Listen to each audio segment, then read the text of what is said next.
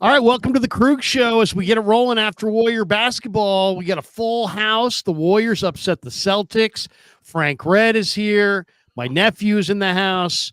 The great Cyrus.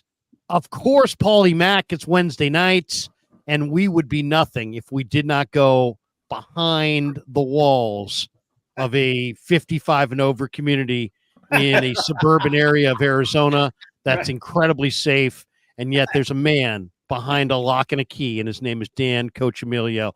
Let's go right now.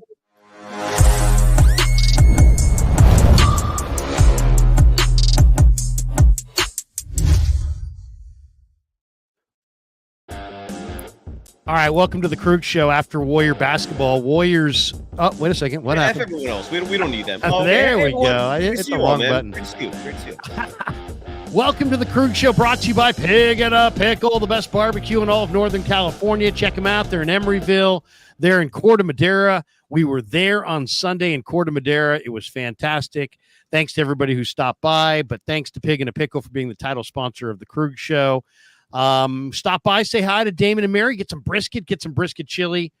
We ate way too much on Sunday, and we want to thank them. Can I interrupt your read real fast to ask please. Paulie, as an impartial eater, consumer of Pig and a Pickle, how good was it, dude? How good was it? Well, I'll tell you what, it was damn good. It was my second time dining at Pig and a Pickle with the great Larry Krueger. And by the way, extended Krueger family. Joe, you missed out, man. He had his kids there. A lot of Niner fans milling around. It was a really good time. And I got to tell you, though, Kruegs, I think I'm partial to the pulled pork sandwich, man. Oh, yeah, because I went with the brisket this time. And again, I'm not complaining. Shout out to Damon and Pig and a Pickle. But for me, dude, it's all about the pulled pork. So next time I know where I'm going to strike. I hope that is a sufficient answer. Yeah. No. I mean, I'll say this too. So, we sat there, we ate all day. We're watching Green Bay lose to Detroit. Yeah. So now it's time to go, right? And he looks at me and he goes, "Hey, man, you want some food for the road?" And how could I say no, right? I go, "What are you thinking?" And he's like, "Well, hey, man, I just started making these incredible chicken pot pies." And I'm like, "Oh, my wife loves chicken." And I go, "Chicken pot pie? That sounds perfect." I go, Kev's like, Kev, you want a chicken pot pie? He's like, "Hell yeah." Yeah.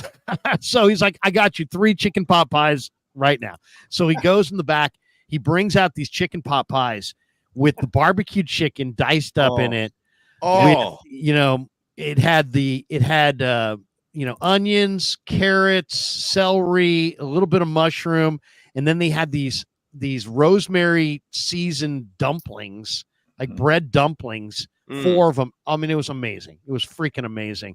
amazing. Amazing. Absolutely amazing. One of the best I've ever had. Hey, Kruegs, one last thing. You got to fly your nephew Joe out next time. We have a big party in Corte Madera. Don't ignore the other half. You know what I mean? I know. Well, this is one of my favorite people in the world, the great Joe Harrell, who, if it was up to me, he'd be a Warrior fan, but he's a Celtic fan because he lives in Connecticut. We can talk about it. We can debate it, but it's just the way it is.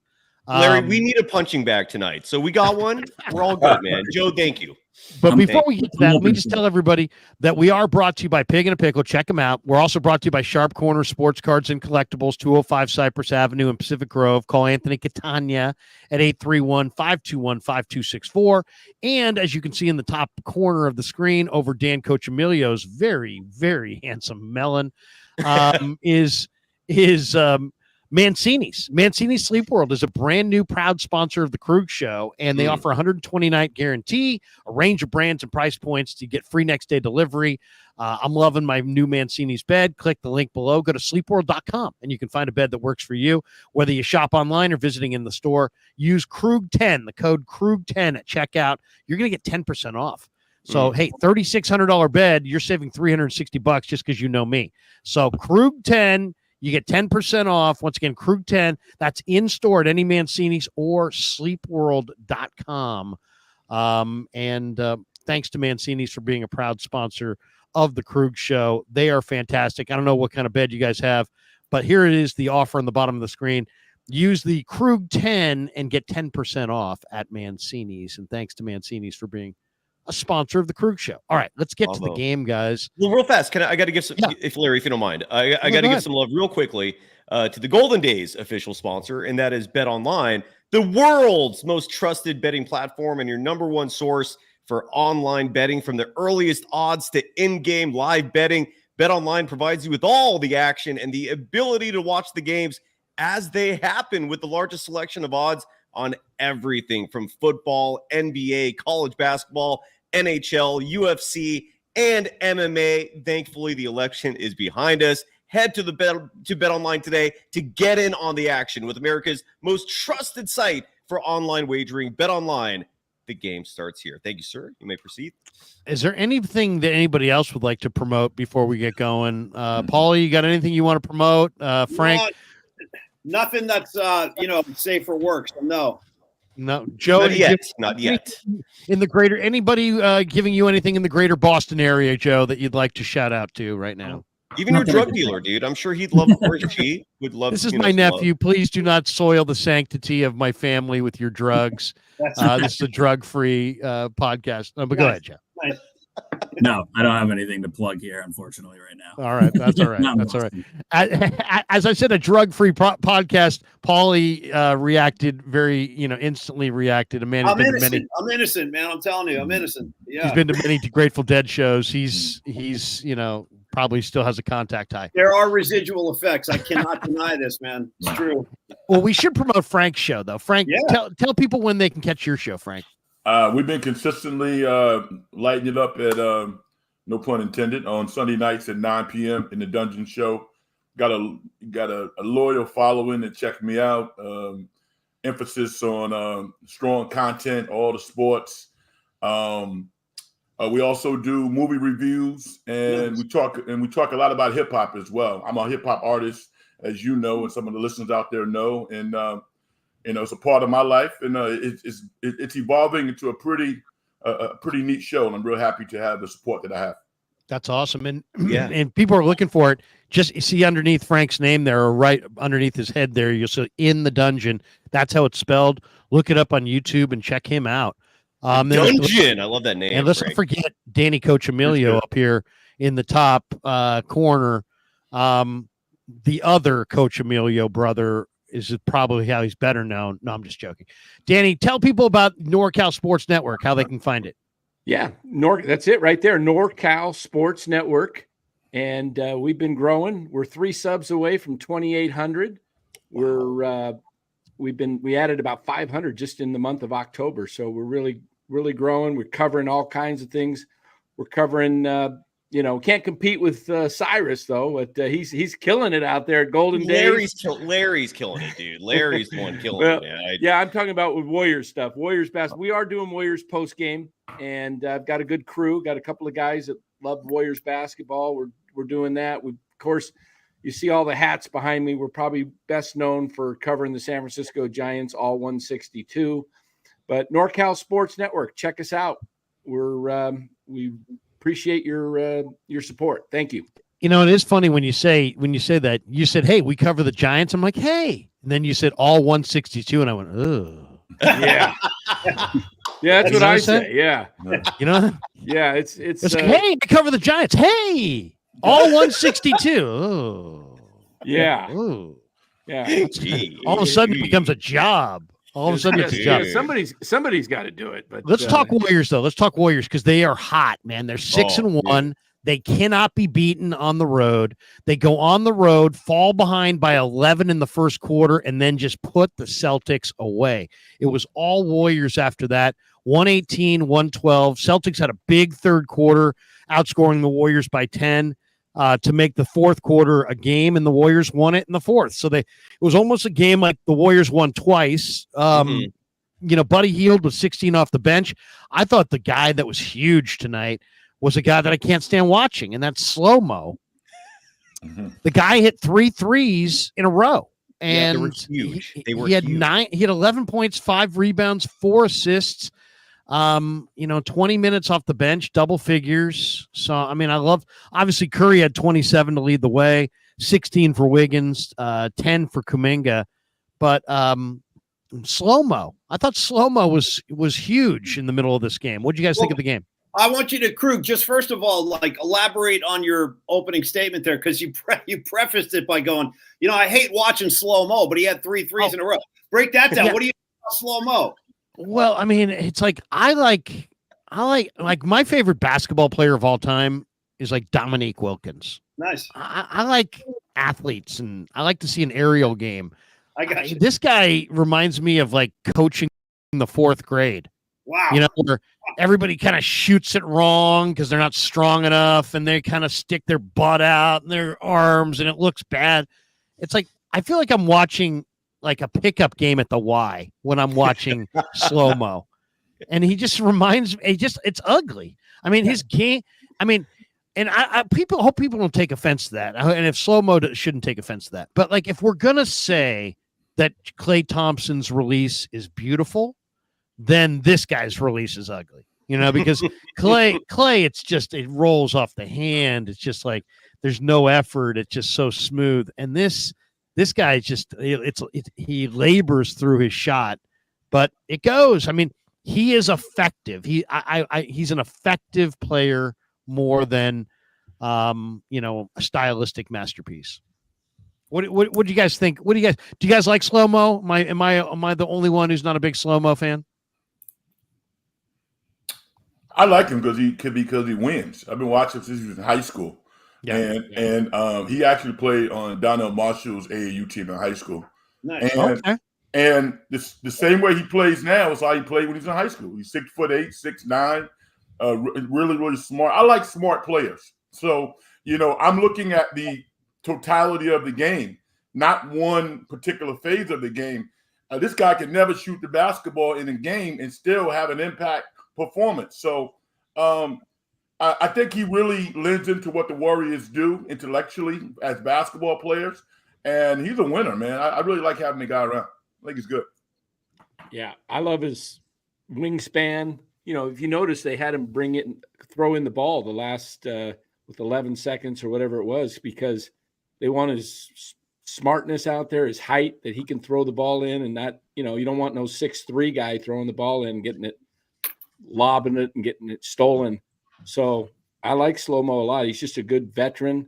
Yeah, I agree with Larry. He's not pleasing to watch when he shoots, but he's just a presence out there. I mean, I'll just admit it. I'm not a big fan of effective players. I like a show. You know what I mean? I like a show. I want to see a show. I want to see guys who Zion Williamson is fun to watch. Why? Because he's just, power. And, Steph is fun to watch because of the shot. I mean, I like guys who can, I like the kind of the above the rim game. I mean, I can appreciate effective, especially come playoff time, but just the NBA regular season's so long. It's like, I really like the guys who entertain. Well, and one thing Kyle Anderson's doing, and which is awesome, especially in lieu of the fact that Brandon Pajemski missed today's game, which goes to show that the runs, the shits is probably not what's going on. It's something a little more serious. Whatever is going on with Pods, let's hope he's okay. He's battling an illness, but without him and without DeAnthony Melton, this has been an issue for the Warriors now, and which is weird because it's never previously been. But they've been shorthanded when it comes to ball handlers and point guards, and Kyle Anderson can handle that role, which is huge. And that's a huge reason, sorry to be redundant, why he's getting so many minutes. The 3-point shot falling is an incredible perk that comes along with the slow-mo package, because last year he shot 22.9% from deep.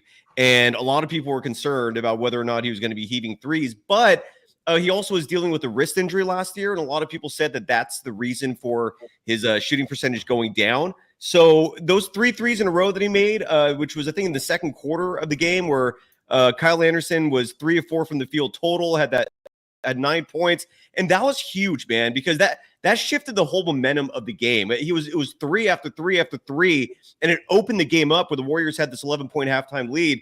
But him filling in as a point guard, in my opinion, has been huge, because you no longer have that defensive liability they've had in years past when Corey Joseph was getting these minutes, when Ty Jerome was getting these minutes.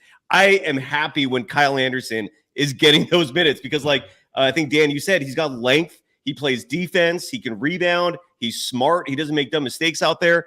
Dude, I mean, so far, so damn good. And this was a statement game, man, because Boston wanted to win that game. Jason Tatum had that chip on his shoulder. And so what does Steve Kerr do? He double teams him to start the game, forces the ball out of his hands. And then Kyle Anderson, who we're talking about, was awesome. This is just phenomenal, dude. If you're a member of Dub Nation, you're pumped.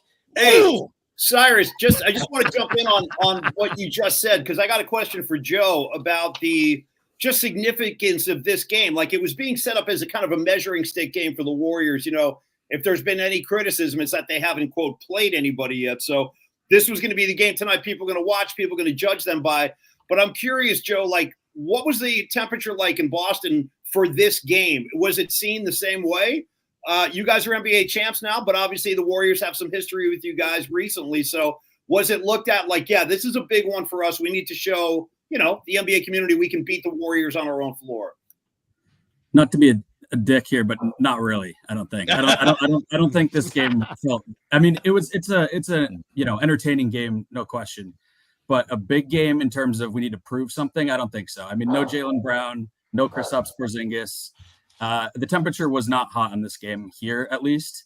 I mean, obviously, I think Tatum separate, right, with Kerr and everything. I think he had his own prerogative tonight. But from a team standpoint, I mean, I wanted to see them win this game. I wanted to see them come back with just Tatum. I wish I could have seen a better Drew game. I think a better Drew game, they maybe take that game. But in terms of how hot that game was here in the city, it didn't. I don't think the pressure. Where was Brown? Where was Brown tonight? Great. He's been dealing with a hip.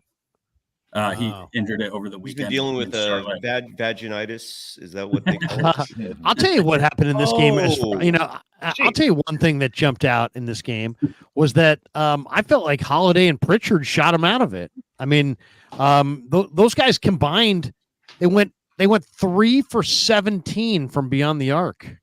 And that's a rough one. I think the game was lost. That's a rough day. I think the game was lost in the first half when Tatum was just shut down. He got hot in the third, but he was shut down. They were trapping him. They were blitzing him. They were not going to let him beat him. And I think Kerr knew the mentality of Tatum was going to try to force it because he wanted to come out and, play. Stephen A. Smith's out there saying, I hope that Jason Tatum, like it's a revenge game for the Olympics, and he's making a big deal out of it. Well, let's touch on that for a second, Dan. Not to interrupt you, but you hit on a big topic. That was one of the big subplots of this game. Tatum's going off because Kerr dissed him because he didn't play him against Serbia or something like that. It was a team of stars of NBA players, and he rode the hot hand with money on the table and went with Derek White instead. And they won. I mean, they didn't. It wasn't like Kerr didn't get a gold medal. Tatum did. So Tatum's got a gold medal that he's going to have for the rest of his life because of Steve Kerr. No, he can be as mad as he wants. What do you mean? Because he already had a gold. That was part of the whole issue here. Tatum was the second best player on a previous gold medal winning team. My point was that Kerr's not getting a medal here. The coaches don't get a medal. No. The players get the medal. Kerr made what he thought was the right decision at the time, right? He's not trying to throw the Olympics. He's trying to win the games. He went with the guys he went with. It worked. They won the title. I know that hurts Tatum's ego because he's a better player than Derek White. We all know that. It's just the way it came down. To me, Steve Kerr wasn't doing that to Tatum. Right. It was like Steve Kerr was just trying to coach the game. For Stephen A. to kind of make it like, look what he did to you, Tatum, I think is just, Larry, it's just so backwards. Larry, here's the other side of that. And this is why I do sympathize with Tatum, is because pretend this wasn't Tatum. Imagine if this was LeBron. If LeBron James was benched like this, would you still be saying the same thing you're saying now? Jason Tatum's not LeBron James, though. He's close. Yeah, I mean, he's a reigning champion, best player on a reigning champion. No. That's where the disrespect part of it comes in. He's an enormous talent. He is that good. Jason Tatum is that good. Even if he was going through a weird shooting thing, at that moment. Jason Tatum He's is not, a perennial so first we can have, let me we say got this. thousands of people in here, and they're never going to, nobody's ever going to agree that Jason Tatum's on the same level as LeBron James. But he's close, though. I hear He's what like you're saying. this He's a great player. Frank, go ahead. Now, the difference is, I mean, Tatum is a great player, future Hall of Famer. He might star on the next Olympic team. But what he doesn't have is a quick first step.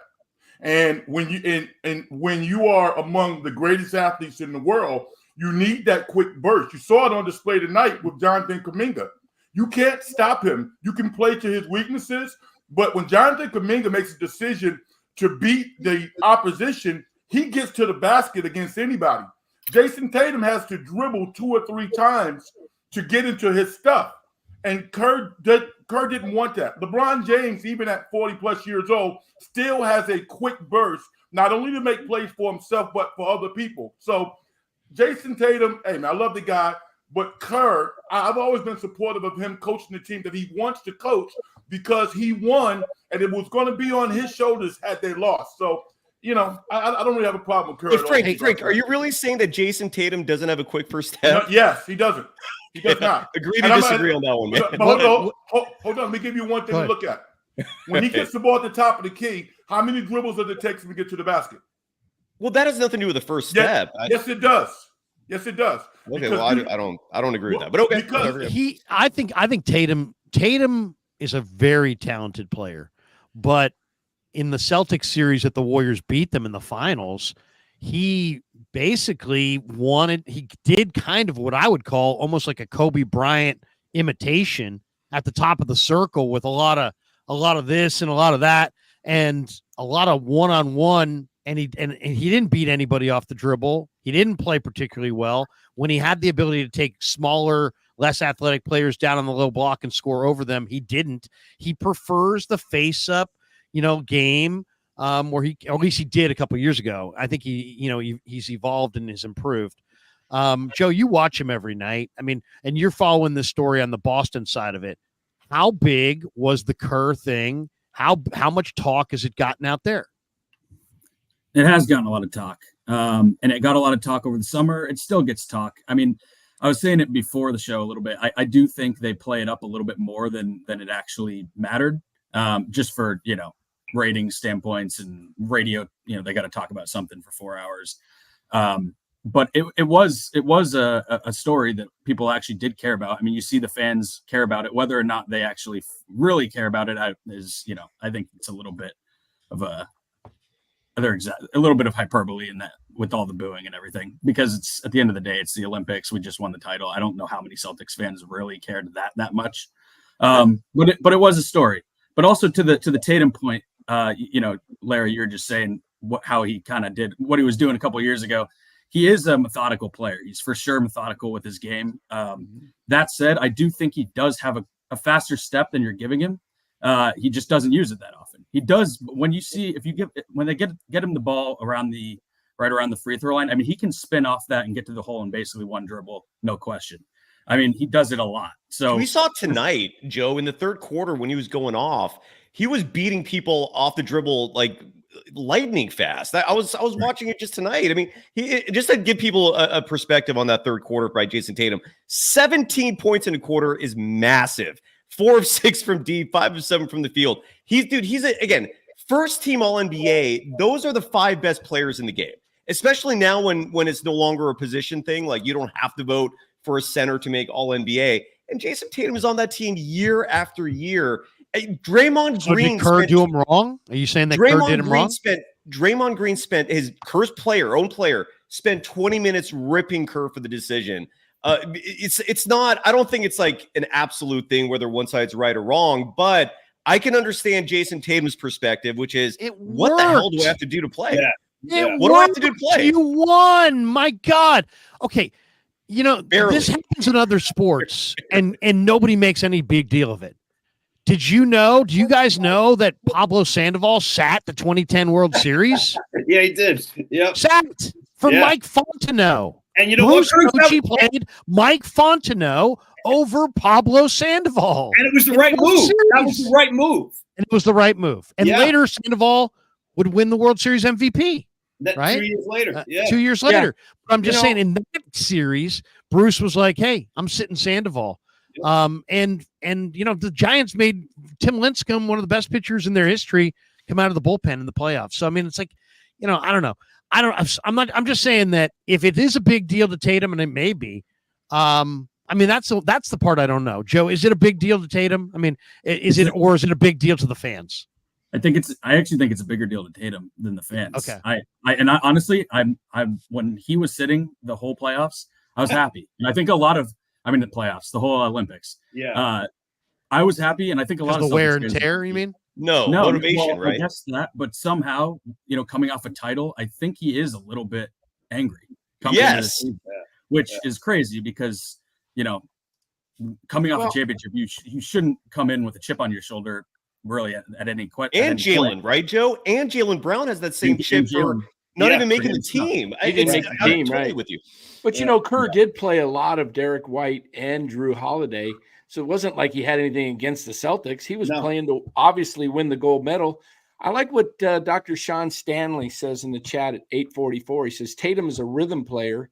He needs the ball to be effective, and I think that's true. And in Kerr's the type of players that were playing in the Olympics, it wasn't a perfect match. It wasn't a great match because Tatum's shot was off and he wasn't in a rhythm.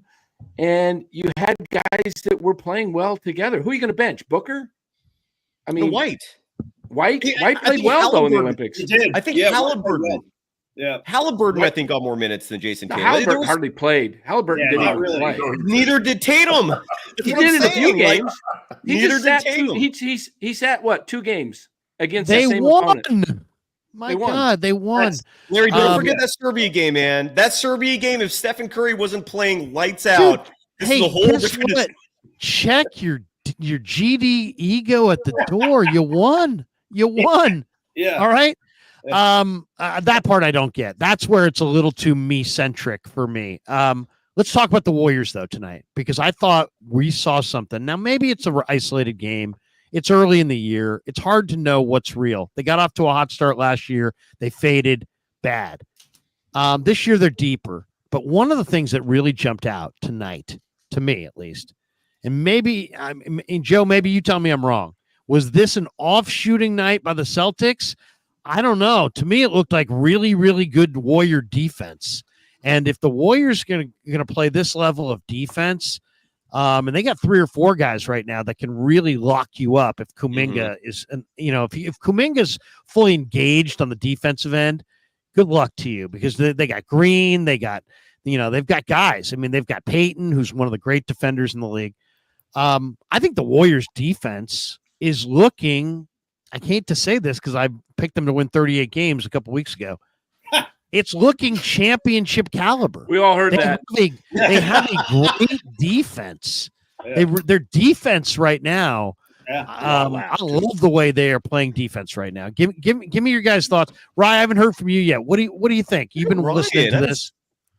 First of all, it's great to see all of you. It's great to see Paulie Mack, who I interned for back in 2020, baby. Yeah, man, you're looking good, brother. You're looking good, man. You're aging well, so, Ryan. Ryan, are you saying Paulie's the reason why you're in all of our lives? Fucking Paulie, man. God, I mean, yeah, that's the domino that started it all. So I don't know what you guys have talked about because I came in late. I know. It was mostly the Giants because Dan was talking. We were talking about the Giants bullpen. No. We've been talking about the Warriors in the Celtic game. Just and a little bit. We just started really. Okay, well, I mean, I think clearly the Celtics are the best team in the league. They didn't have Jaylen Brown, but that was, I mean, like this was like the game that I had circled early in the calendar. Like this is the test. This is absolutely the test. And I can't really tell if like this Warriors team, because it is such a great defensive team, I can't tell if it's like. They're going to be. So you like agree? Really agree with that? That they're really good defensive team? Of course, yeah. I will say I think Kuminga is super overrated as a defender. I feel like that might make Cy mad. But who's overrating him? I don't. That's weird. Why are you saying that? Well, I called him a lockdown defender a second ago. Yeah, but so if Larry says it's more something, potential. It's more potential than it is reality.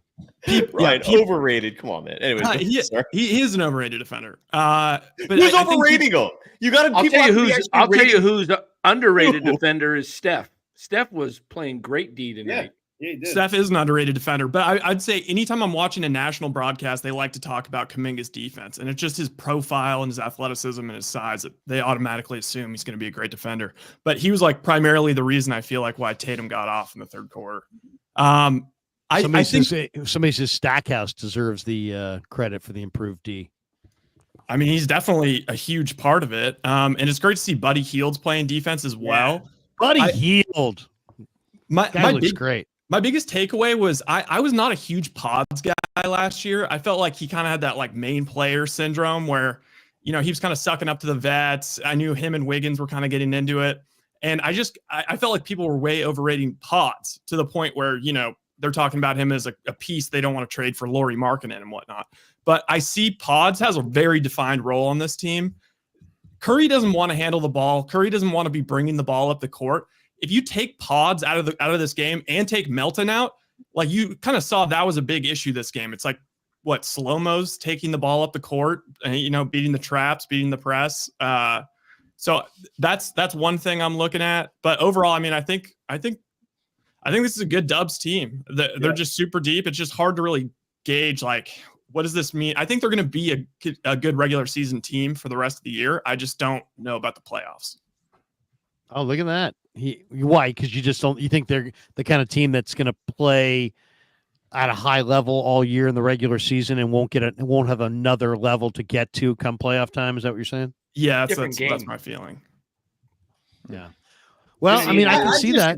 I got to say, like what Joe and I were talking about a few minutes ago about the Boston Celtics and how some of those guys might feel, disgruntled, right? Jaylen Brown, he wasn't there. Tatum didn't get his minutes. We all saw Tatum's face in France. Dude, he looked like someone stole his lunch money, He looked so bummed out. So those guys have their own motivation. But I think the same thing is going on right here with the Golden State Warriors. Again, like Krueg, we mentioned the fact that the last two seasons got so off the rails and we're so below the standard that we've been used to seeing for the past 10 years.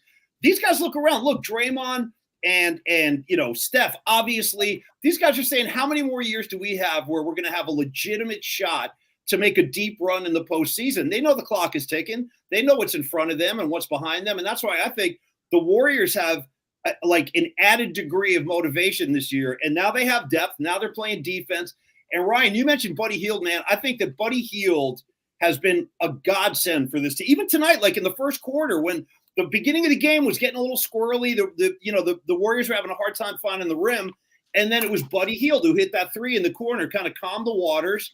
And I'm telling you, this guy is, I think, one of the biggest moves that we've seen in Golden State the past few years, and he helps you to not miss Klay Thompson, right? You're getting those points now from Buddy Hield, or hopefully, and I hope that will continue. But again, I think that the Warriors are also a highly motivated group this year.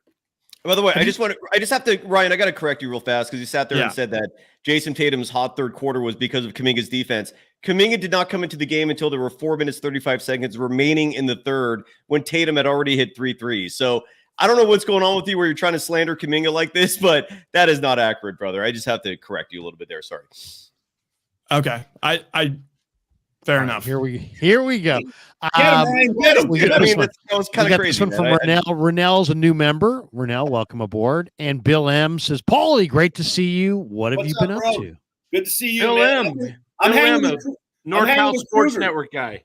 Yeah, I'm hanging with Krueger every Wednesday. That's what I'm up to. And in January, we're going to be launching a new show, Polymax Particles, right here on YouTube. I'll be Larry Krueger's neighbor. I'll be Cyrus's neighbor. Dan, I'll get you on the show. Frank, all you guys, man. The door's going to be wide open. We'll talk to everybody. Don't lie, Paulie. Don't lie. You're not inviting any of those guys. It's okay, man. Door's open, man. Door's always open. He's definitely inviting Dan because Dan's got a huge platform. All right. What about side? Don't be bitter on people. I'm not bitter. That wasn't a bitter comment. That was a mean comment. I apologize. That was nothing bitter. Don't be mean and nasty to anybody. If anybody's gonna be mean and nasty, let it be me. Anyway, the Warriors after tonight. This was not just a 1-game deal. This schedule is tough. It goes. They go. Who do they have the next Cleveland three? and OKC. Right. Yeah. Oh, yeah, that's right. Cleveland and OKC, both on the road. So Friday at Cleveland, and then Sunday at OKC. And then Tuesday at home against Dallas. Klay Thompson. Tuesday at home against Dallas, and then Memphis. Woo. And Memphis is pretty good. Yeah, they are. So it's this is a kind of a tough stretch, but it was good to see the Warriors. I mean, let's be honest, the Warriors are got to be probably the surprise team in the NBA right now. Would you guys agree? I mean, who's more surprising in the early season in the NBA right now than the Golden State Warriors? Does it have to be good? Because the Bucks are the Bucks, I guess the Bucks being 1-6 and then the worst record in the falls East. Right into the Warriors' hands, because as the Bucks fail, Giannis will become a Warrior. You watch later. That's the hope. That's the hope. I think it's going to happen. If you watch Golden Days consistently, the Milwaukee Bucks thing is no surprise.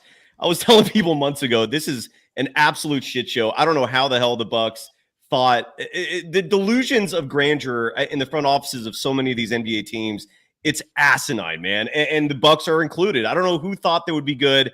This record reflects exactly who they are, an old, aging, has-been team. Even Giannis is 30 years old. But look, if you look at the standings, Larry, like in terms of a surprise team, at least for winners, the only other team that at least sticks out to me would be the Suns. And even I don't know if they're much of a surprise given the talent they have, but they're 6-1, and they disappointed last year, and they're not disappointing now. So maybe they're a surprise, but yeah, I think you're right, Larry. This Warriors team is surprising everybody. Mike Breen and Doris Burke in the broadcast tonight, like they were stunned.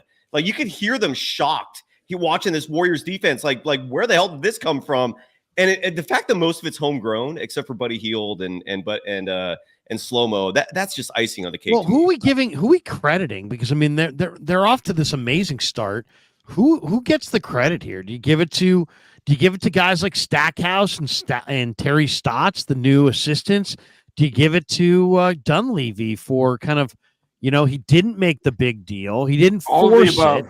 He didn't force after he couldn't make the deals he wanted to make. He didn't force any deal. I mean, most teams in the offseason would have forced some deal, and they didn't. And I don't love how I mean, to me, it doesn't seem like it's a perfect fit yet either, but they're winning games. I mean, they're 7-1. They haven't lost on the road. They've got a lot of scoring off the bench. Buddy Hield looks fantastic.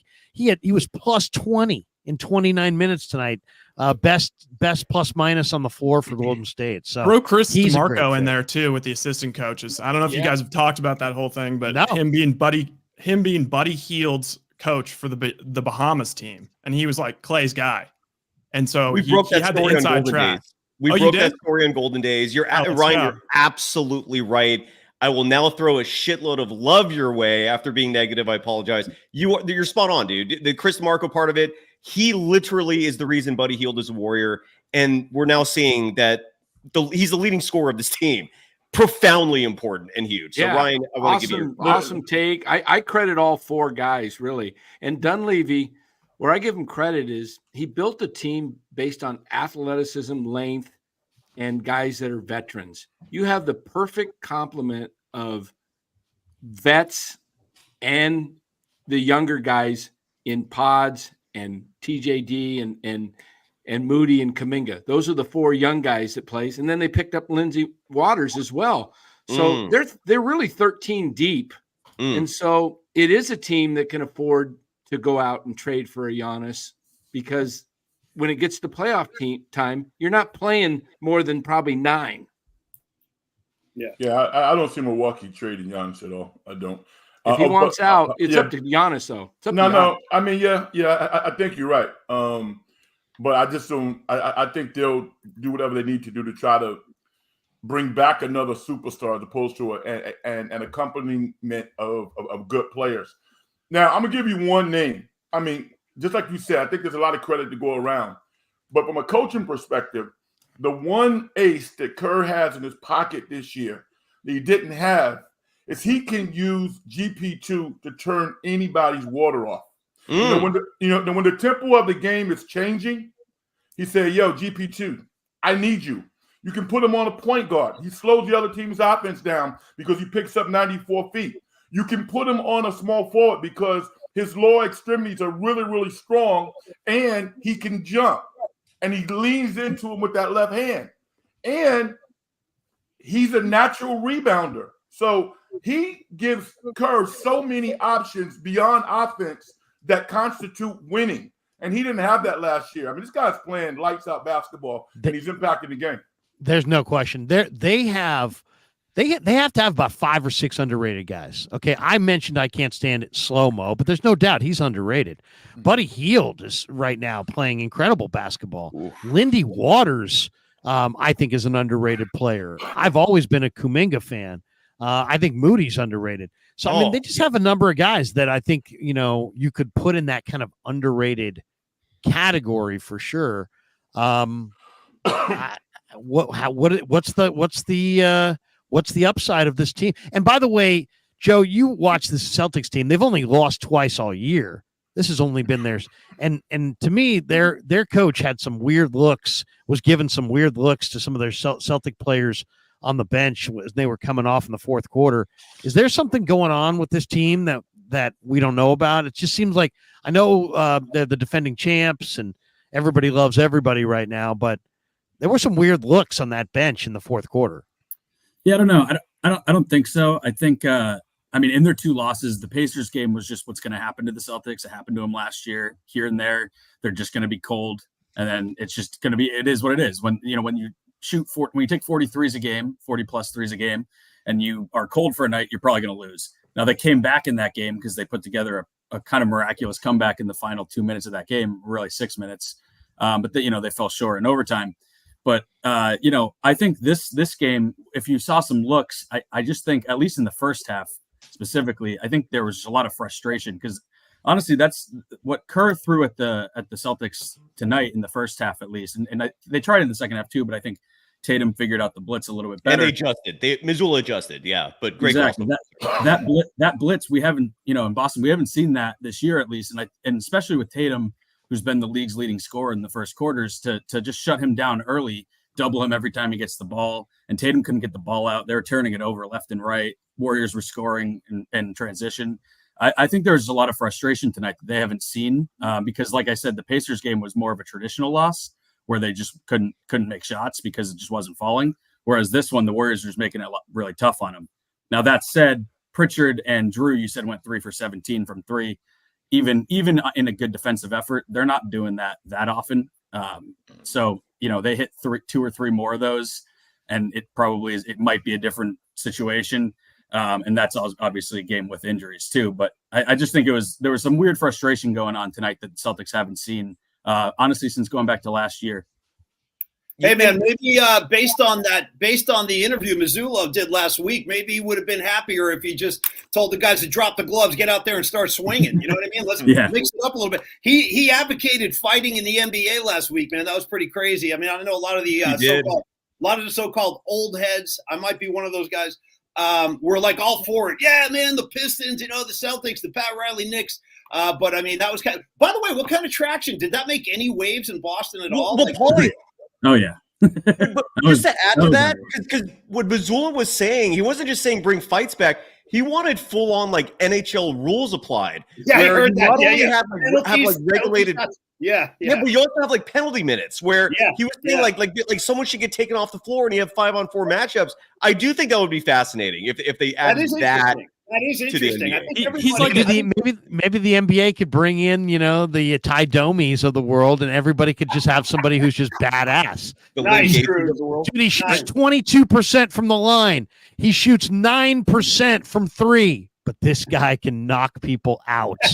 I mean, bring back David West. Yeah. I'm pretty sure that Missoula is he's a big like jiu-jitsu guy, right? I wouldn't mess with him. I mean, that's what I was kind of like in the vibe that maybe he was just trying to fight other coaches. No. Which, by the way, I don't know like who I would take over him. Maybe your former guy, Ime. That's about it. Yeah, I mean, no, Missoula's he's a big jiu-jitsu guy. Honestly, he's kind of got that like psychopath energy around him that he's been leaning into a lot recently. Yeah. I think you're seeing more and more stuff like this where he's going on the radio here in Boston on 98.5 or whatever it is and saying these crazy things. And I think it's all just because he realizes people like it and he's leaning into it harder. Whereas I think when he was, especially 2 years ago, when honestly, if they lose that game 4 to the Heat, he's probably not the coach right now.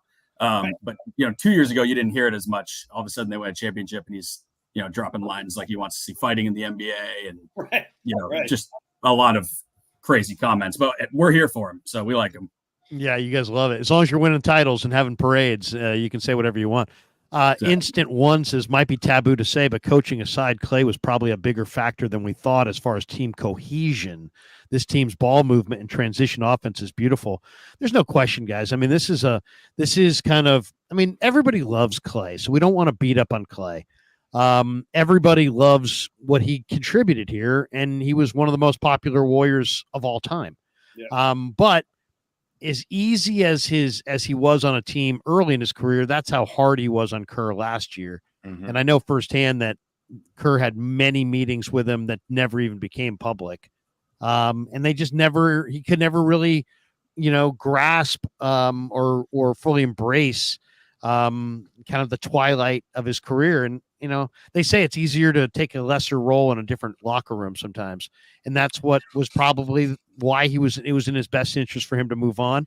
I'm sure he's happier. I know Steve and the Warriors are happier.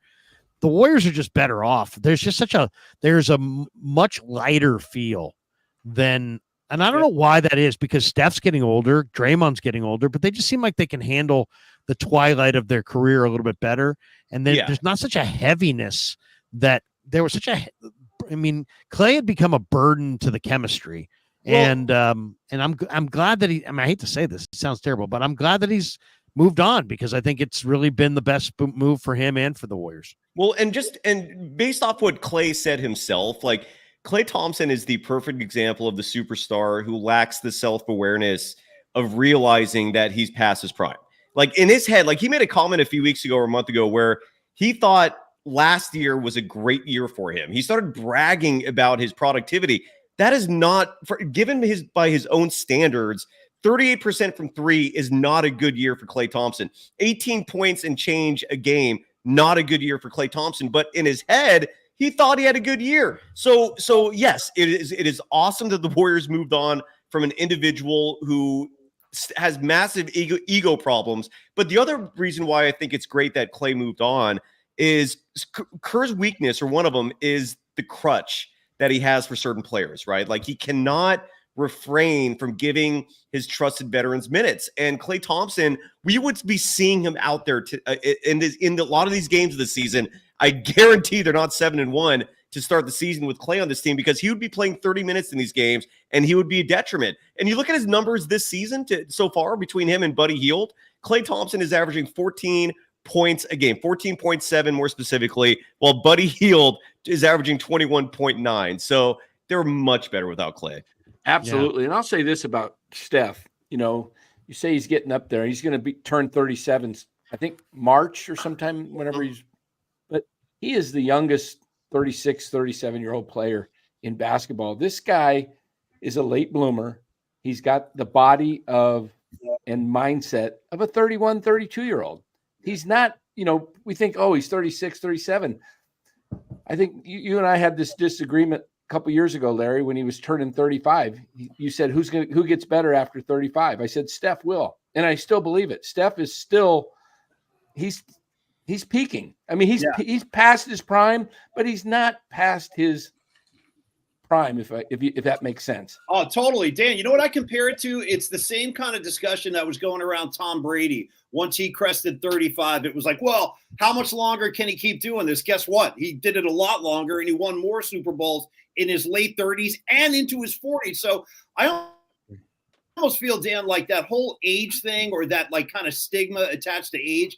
You're right. I totally agree 100% with Steph Curry. To me, that kind of talk is totally irrelevant. You just watch his game. I mean, God, look what he did in France, man. He's one of the greatest players in the history of the league. He's the best shooter we've ever seen. And when I watch Steph Curry, I don't feel like I'm watching a guy that's on the decline or like in the twilight. I think he's got several more very productive years ahead of him. So maybe 4 or 5 at least. Yeah. Let's play this comment, or let's show you guys this comment from Pinoy Reformat. He says, honestly, I want Kuminga to take the leap into stardom. Then Giannis can just rot in Milwaukee. Let's talk about this. I flipped on to I was in the face-off the other day with Tolbert and Copeland, and they brought up the rumor that says that the Warriors have interest in Jimmy Butler, and Kuminga's name was tied there. It's not a new rumor, by the way. The people running with that are it's not a smart thing to do. There's nothing new to report on that front. Sorry to interrupt you. Go ahead. No. I mean, I don't. I'm good. Thanks for the update. I just whether it was a new rumor, an old rumor, whatever. I hate it. I hate that. No, what's the quickest way to ruin your team? Trade 2 23-year-old stars for 38-year-old guys. And then let him walk away. I mean, Poole for Paul saved Joe money, but it didn't make the Warriors better. No. It made the Warriors older, and they lost the Poole asset. They overpaid. They devalued their own asset by overpaying him, but then they got rid of him for pennies on the dollar. And it looks like to me, if they traded Kuminga for Jimmy Butler, I mean, that's to me really, really stupid. I'd rather, if I'm going to move Kuminga, I don't want to move Kuminga, but if I'm going to move Kuminga, I'd rather try to move him in a major deal for Giannis than in any kind of a deal for Jimmy Butler. But I'm just in this other mode where I don't want to move Kuminga. He was 19 2 years ago. He's 21 now. He's 22, just 22. 22. He's just gotten worlds better in a short amount of time. He's a totally different player than he was at 19. His shot is smoother. Just give him another year or so, and this guy is going to be a really, really good player. I don't want to trade him now for a 35-year-old player. No. What would you guys do? Because here's the argument. The argument is Steph's got to win a ring. You got to go for it one more time with Steph in his prime, and Kuminga's a little young. He's an attractive trade piece, and go get a for sure, Robin to Steph being Batman, and away you go. But I don't like that plan. I'd rather stay with Kuminga and go that route. What do you guys think? What's the better route for Golden State? Well, I don't personally think that any trade involving a superstar that's making a lot of money, the guy that has to go in that deal is Wiggins. They really don't have anybody that they can match up. You can't trade a bunch of young guys and match up salaries. So Kuminga's in the deal. It's either Kuminga or Green, and we know Draymond's not going anywhere. It's going to be Wiggins and it's going to be Wiggins and Kuminga, most likely. I don't know if it necessarily would be, though. I don't know. Well, Kuminga's the one that everybody wants, and you're right. Wiggins has to be involved for any big money deal. So almost by definition, if you're going to land a big fish, you're going to have to it's going to have to be a combo of those guys and maybe other guys too. But Larry, those two guys. It's an interesting topic to discuss. I don't doubt that for a second. But we're coming off a night. This was the biggest test of the Warriors by far this year, right? I think a lot of people are judging tonight, and then the next two games is a litmus test for where this team is, right? And they took care of business in Boston against a team that was not taking a night off. A lot of people have been talking about Peyton Pritchard being a potential sixth man of the year. He played 32 minutes tonight at 16 points. GP2, the army of wings that the Warriors have, whether it was GP2, Lindy Waters, who scored 0 points, yet we're giving him his props because he did well in every other facet of the game. Kuminga, Buddy Hield, Moses Moody, even Steph, Andrew Wiggins, Draymond Green. These are all names that can play a lot of different positions defensively, and the results showed tonight. A team like the Celtics that normally eats other teams up, especially with that three-point shot, none of those looks, except for a few from Derek White. Derek White had a great game tonight, I thought. But everyone else, they were having difficulties finding open shots. They were having difficulties getting easy looks. And it's because this Warriors team is legit, dude. I feel like we have to give them their props after a game like this and say that maybe they don't need to do anything. Maybe this is a team that as currently in their current incarnation with young pieces that are only going to get better could make a run at this, dude. I'm starting to believe, man. I don't know what you guys think, but I'm starting to believe this team looks damn good. I love this team because it plays defense and it's athletic. It can score. Anytime you can play defense, you're going to stay in games. And the fact that last year's team would give up open threes to guys all game, and Kerr was constantly calling timeout because guys were left wide open. Now, when you have a team of 12, 13 deep, anybody that goes out there and dogs it is going to find themselves in a DNP. And so those guys are going to give 110%. That's because they know their minutes are limited. And if they screw up by not hustling, they're not going to play. And so you're going to get 48 minutes. You're going to get Nolan Richardson 48 minutes of hell with the Warriors. You know, at Arkansas, Nolan Richardson could do that because he had the athletes and they just were conditioned. This team can go out and do that because there's no drop off defensively with the second unit. Let me. I'm with regards to Kuminga, and I'm in the camp that I don't want to trade him either. I love how he plays and how he moves. The immaturity sometimes gets to me a little bit, but I think he deserves the contract that he was asking for, and I like him. There are two plays in basketball that you can't defend. You can't defend the pick and roll if it's run correctly. You also can't defend the lob.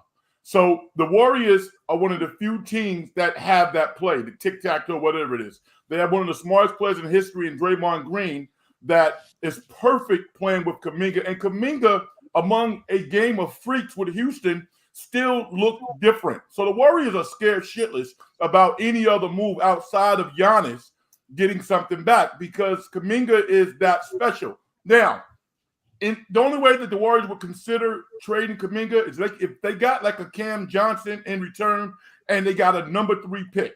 You got Cooper Flag. Nobody's walking away from Cooper Flag.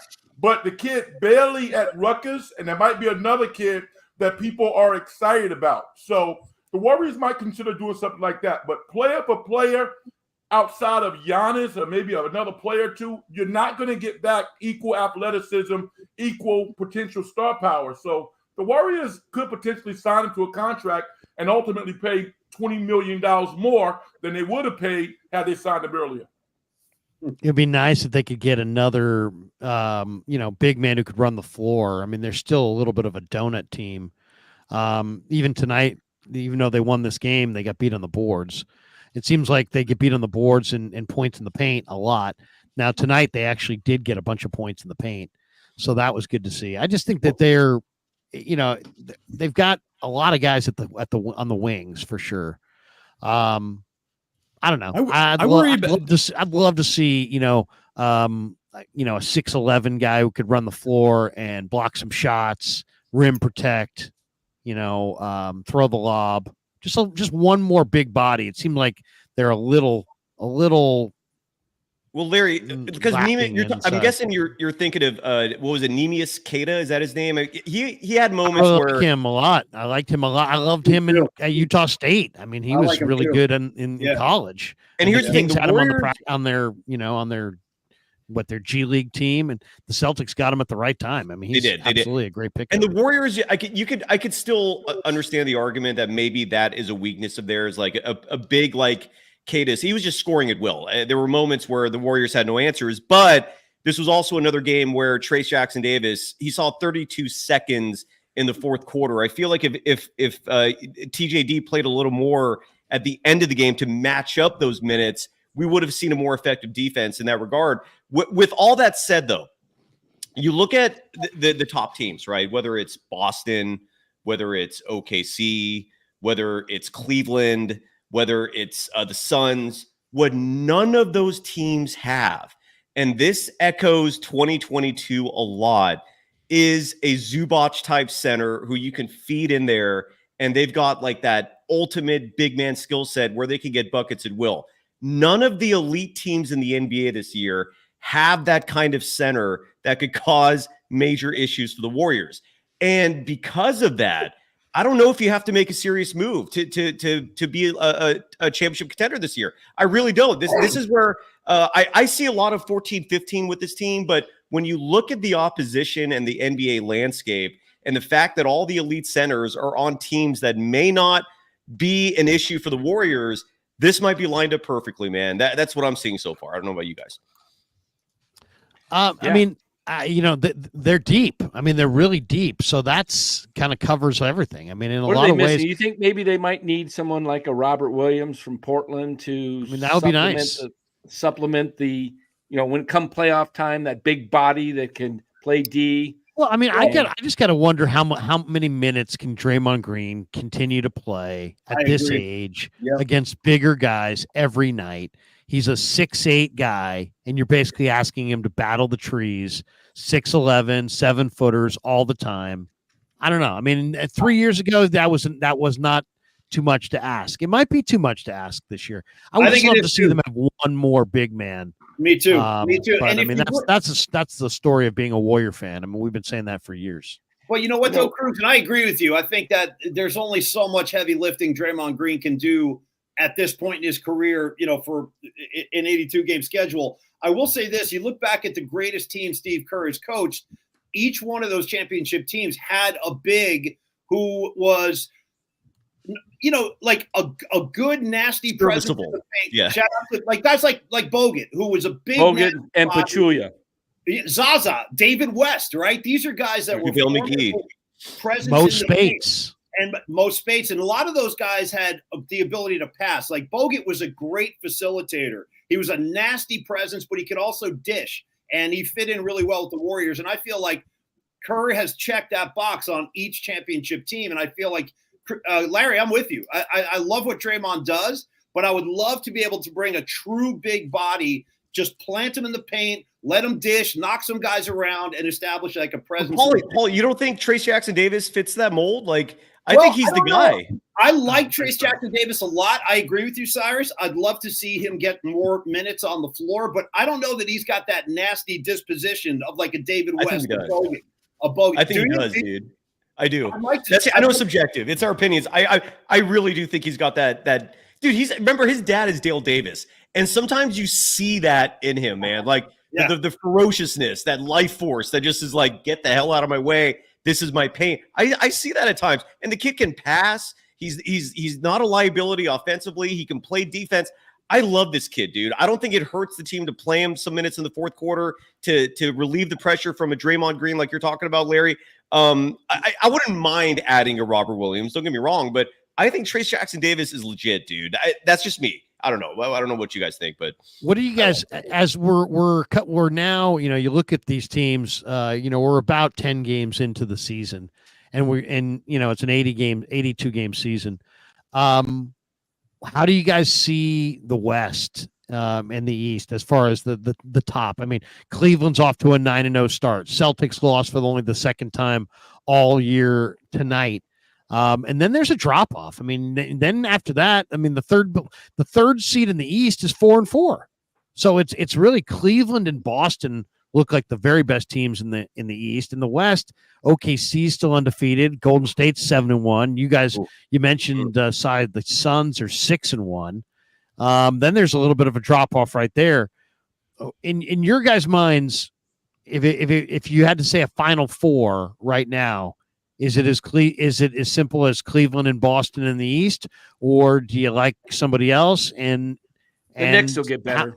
How realistic is it that the Warriors could be a top 4 seed? Or is it just a hot start, or are the Warriors really, really good? Really, the Warriors, really by the way, had the best rating, right? When we were looking at it the other day, net rating. They're 0.1 behind the Thunder to like the OKC was 17.4. The Warriors, I think, were plus 17.3. That's going to go down a little bit after tonight's game, but that's natural. It's the Celtics. And the Warriors have the second best point differential in the game right now, behind OKC as well. Which says a lot, dude. I'll say this and then I'll shut up because there's a lot of us, and I'm sorry for taking up so much airtime. I'm looking at the standings, like you said, Larry, in the West, and there's going to be some teams that are really good that are going to be in the play-in tournament. I don't know if the Denver Nuggets even make the playoffs this year, which is a crazy notion, but very true when you consider that Michael Porter Jr. is just a shell of his old self. He's not the shooter he once was. Aaron Gordon just is knocked out with an injury. He's going to miss at least a month. The Nuggets have no depth. They have no shooting. They're relying on Russell Westbrook. The Memphis Grizzlies, I know they're good, but this West is so deep. I don't know if they're going to make the playoffs. The Sacramento Kings, which is crazy because They look damn good entering the season. I don't know if they're going to make the playoffs. There's a lot of depth in the West, but I really do believe that the Warriors they're a cut above, man. I mean, this game tonight was a test, and I got to start like giving them their due. This is a real team with some real superstars, and depth matters, dude. It matters. So I'll shut up now. You guys take it. Rye, what do you think, Rye? I don't know. I think the Warriors will be closer to like 6, maybe. I mean, it's tough when you look at the league. There's 2 teams over 500 in the East. 4-4 has you in 3rd in the Eastern Conference. It's crazy. 4-4 has you 10th place. Yeah, 10th. The Lakers are 4-4. They're in 10th in the West. So the West is it's young. It's crazy deep. There's not going to be that many off nights. I don't know. I just look at these teams. The Suns, I think, look great this year with an actual coach. The Rockets, just got done playing them. I think they look really good, and they're probably only going to improve. Mavericks last year, Western Conference Finals. T-Wolves, the T-Wolves are a little bit weird this year without Cat, but I still think the T-Wolves are nasty. And then the Kings, I mean, I think the Nuggets are going to get it together. I mean, they've been playing in a lot of really close games. And then the Lakers, I don't really know what to think about JJ Redick. They won those first couple games, and it seemed like, damn, is he kind of the truth? I saw him like kind of barking at LeBron. It seemed like, hey, there's the guy for them. I mean, Anthony Davis is maybe playing, this is the best he's looked maybe since, those last Pelicans years, or probably accurately the 2020 bubble. So it's like if you have Anthony Davis out tonight though against the Grizzlies with a heel injury. Yeah, well, that's Anthony Davis for you. But if they're healthy, I mean, AD and LeBron, I mean, that's 2 top 12 guys when you get to the playoffs, and I mean, they got lucky in the draft. That's the key right there, right? If they're healthy, 82-game season, guys are getting older. LeBron's 40. I don't think he makes. I mean, it sucks. It really sucks. But like, the Lakers are a terrible matchup for the Warriors. Even this Warriors deep team, like that is one of the teams that will give them trouble. I think we'll see. You're absolutely Ryan. You're absolutely right. That to me is a true test. The Lakers have owned them for like 5 years, so I'm with you. But I think this team could do it, man. I think they finally match up. Joe, Paulie, what do you guys think? I think I agree with Ryan. I mean, like Dan said, go ahead, Joe. Go for it. Okay. I agree with Ryan. I think the Warriors are probably in that 6-7 range. I think their defense looks awesome. Does their offense is it gonna last for a full season? I mean, do you guys trust that the offense will stick around for the whole year? Yes. Buddy Hield's an awesome piece. I mean, and he was awesome, prior to the Warriors. He was great in Indy, then his little stint in Philly. I don't know. I don't know if I trust their offense to put them in that 3-4 range with when you have teams like OKC, Phoenix, Minnesota, Dallas. I don't really trust the Lakers. I'm biased, but I don't know. I would put the Warriors in that 5-6 range, and then the East, I don't really know. I think it's Boston, New York, Cleveland. Even though Orlando's 3-6, it's super early. If they get Paolo back, like they're serious. Exactly. He has looked tremendous. Banchero has just been crazy good. He's awesome. And again, it's early. What the Jazz start 2 years ago, like 13-3, and then they're terrible. Like, I'm not saying the Warriors are the Jazz. Don't, before people come at me. But I don't know. It is very early. I think things will flip as the season moves along. We have a very calm and very a very unbiased fan base. Warriors going all the way this year. Warriors it's not that far off, dude. Maitland says Warriors going all the way. Is that Victor Maitland? Where do you guys know Victor Maitland from? That was from Beverly Hills Cop. Go ahead, Paulie. You were going to say. No, I was just going to say I think I lean a little closer to Cyrus's view of this team because they look awfully good to me. And you know what's encouraging to me at this early stage? Because Joe, you're right. I mean, it's early, man. There's a lot of ball to be played. Dan, you mentioned injuries. I mean, you never know like who's going to get struck with an injury, so it's hard to predict. 4 months down the road. But I will say I'm very, very encouraged by not only their offense, but guys, the ball movement is back. Like the ball is getting whipped around on offense now. Like we have not seen the last couple of seasons. Things last year kind of slowed down. Krueg, you talked about, Clay and being kind of an anchor of sorts, like emotionally and just the vibes he was giving off. The ball is moving again, man. It's moving. Guys are dishing. And I think that is what encourages me. Like that's going to continue. That's going to get better if they're moving the ball this well this early, like in 2 months, it'll be all that much better. So I'm closer to Cyrus on this one. I think this team so far. I'm with you, Paulie and Cy on this, because when you have a deep team like they do, and as I said it earlier, guys that want to play, they're going to go out there and play the way Kerr wants them to play, and that's move the ball, as you said, Paulie, moving the ball and playing defense. You do those two things, you're going to play, and they're going to rotate guys, and everybody's learning their roles, and it's going to be conducive to winning basketball. If guys stop doing that, if they get stagnant in the offense, we had Clay last year, he'd be hoisting up shots in this offense, contested shots, instead of moving the ball for a better shot. Mm-hmm. So you keep working that, it gets contagious, and you start winning. I'm telling you this, with Steph and Draymond, they've got a chip on their shoulder. They're not going to say it, but they believe. They're never going to come out and say it. Draymond hinted at it the other day. He said something to the effect, well, this could be like 22. Don't count us out, but, and you get those guys believing, and they're talking in their practices, and amongst themselves, they believe. So you get a group that believes in themselves. I think it's probably – I had them in the play-in earlier. I've upgraded that. I think they're a top 5 seed. They'll be anywhere between – What are their odds? What are their odds right now? I'll look that up real fast. Yeah, 43.5. 43.5. Nice. I mean, that's their over-under for the season, 43 and a half wins. But it went down? What? No, it was 43 and a half on opening night. Yeah, so he just said 42 and a half. So it went I said 43. No, 43 and a half. Okay. No, but I'm saying, what are the odds to win the title? Because I mean, if you really are, Cy, enthusiastic, you think they can win the title, you might as well bet it right now. I'm not there yet, but what I'm saying is that I'm just saying, because you get a hell of a price right now, right? I think like 22-1. They don't really give you those prices like 16, anymore. 17 to Here 1. it is. The Golden State Warriors, courtesy of official Golden Day sponsor Bet Online, they're plus 1,800 currently to win the championship. The Celtics are the favorites at plus 250. So the Warriors are plus 1,800 right now, which is good for ninth, tied for ninth. That's not bad. Tell you what, you can get them on FanDuel right now at plus 3,500. Ooh, well, there you go. Yeah, they were 30-1 before 2014-15, their first title. 35. The great Mike Weisberg also says plus 3,500 on FanDuel. There it is, right there, FanDuel, baby. That's the great Weisberg. Is FanDuel legal in Arizona? Yeah, it's legal in Arizona, FanDuel. You lucky son of a bitch, man. That's awesome. That is I wanted to point out something to you guys and ask you, you remember the play they were talking about with Looney? They said he moved his hip, and everybody – I saw Mike Weisberg make a comment on that play, said it was a turning point of the game, and then Doris – Wait, who said that?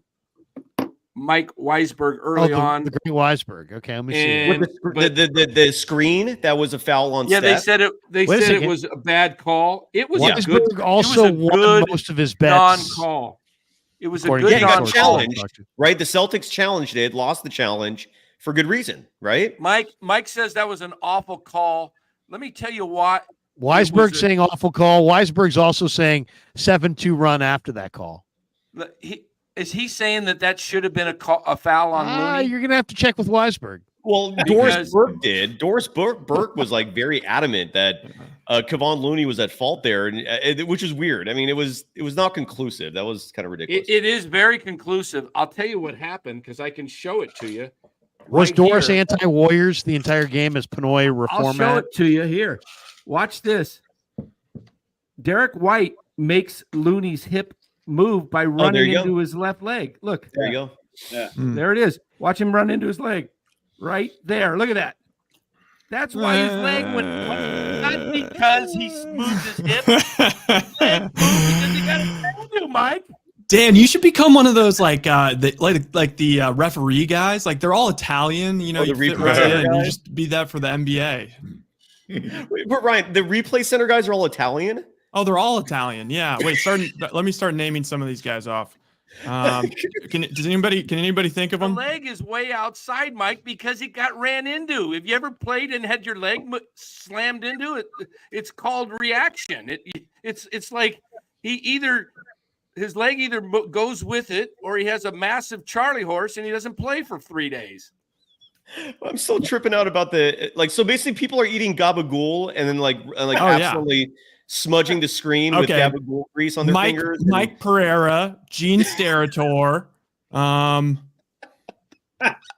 Okay, I'm gonna have to do some more searching, but Blandino. Ryan's saying like the Italians are now known. They're known for the arts, for their cuisine, and for NFL officiating. Those would be the 3 big things. Yeah. I don't know why that's funny to me. It is just a replay center room that smells like pizza and sausage and gabagool and. What is gabagool? Prosciutto while we're in there. Come on, man. You know. I love Reminds me of The Office. The guy's like, the gabagool.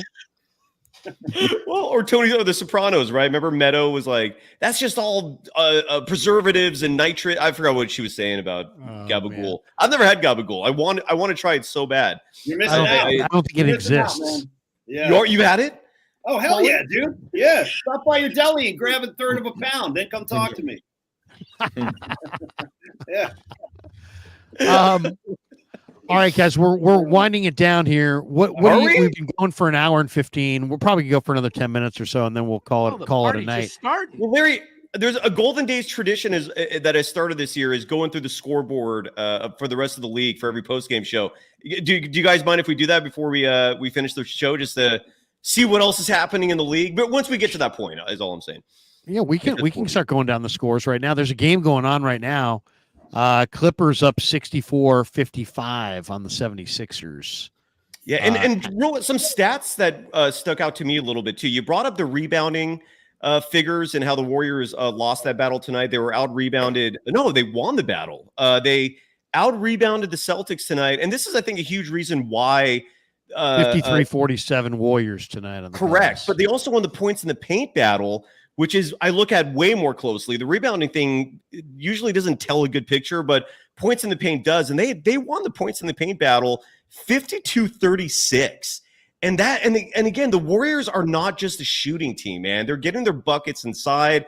A lot of that is Wiggins being effective, attacking the paint. He gets to the line a lot as well. Draymond Green is more aggressive offensively. So you're seeing points in the paint from him. Trace Jackson Davis. Stephen Curry late in the game had a fantastic drive. I mean, he's become such a good player in terms of scoring inside besides the obvious three-point shooting. And then you got guys like Kuminga, Looney, GP2. I remember having a couple of impact buckets inside. The point is, they're a good points in the paint team now, and we could not have said that the last 2 years. So kudos to this new team for doing that. Transition offense was completely non-existent last year. Well, they were the worst in the NBA, which is really crazy. They just didn't get out and run. They never got any easy points. Do you notice how Kerr almost after every bucket or rebound is waving? Come on, move it. He's just like, go. He wants Nelly ball, man. Just get up and go. Well, and especially in the regular season, you can steal so many possessions. They were +9 on fast break points, so that's huge. What's impressive to me too is that, I mean, in this game they only had 22 assists, but they've been piling up some pretty good assist totals, and they don't turn it over. I mean, to me, the fact you're always worried about turnovers with a team that relies on body movement and ball movement like the Warriors do, and yet their turnovers have been very under control thus far this year for the most part. I think that's been a good sign. Hey, Cy, could you put up the last comment there by Pinoy? I don't have that control. Larry does. Larry, the comment there. I like what he says there. Warriors. He says Warriors one of the best rebounding teams, but we can't stop begging for a 7-footer. But we can't stop begging. They are bigger this year, but not in the traditional sense. Well, I beg for a 7-footer for one reason and one reason only. It would make Steph's life a million times easier. It would. I mean, imagine having someone on the court that Steph, if they're double teaming, would just go, here you go. Like, he's never had that, man. In his entire career with the Warriors, I've always wanted him to just have one big that he could just feed the ball to and just take a breath, But with that said, I don't think this team needs it. I don't know about you guys, but I loved it when they had JaVale. It would be if it was the right kind of big man, I think it would really help. I mean, if you could get the kid, you could get the big man from Cleveland. If you could get Jared Allen. Yeah. Well, I don't think they're going to get rid of him, though, are they? You could get Duran from Detroit. Somebody who's got some length and who could run the floor. Absolutely, man. You don't want to be slow down because you want to be able to get out and run. But it seemed like I don't know. They just seem like they've got an awful lot of guys who are in that kind of that swingman mold. Carson Taylor says, "What do you guys all think Jonathan Kuminga needs to do to start?" What do you think? I mean, I'm a big Kuminga fan, but he seems like has a hard time, getting minutes. He has a hard time establishing a role. He seems like he's a night-to-night proposition. How do you guys see Kuminga? Should he be on the bench, coming off the bench? You want him in the lineup?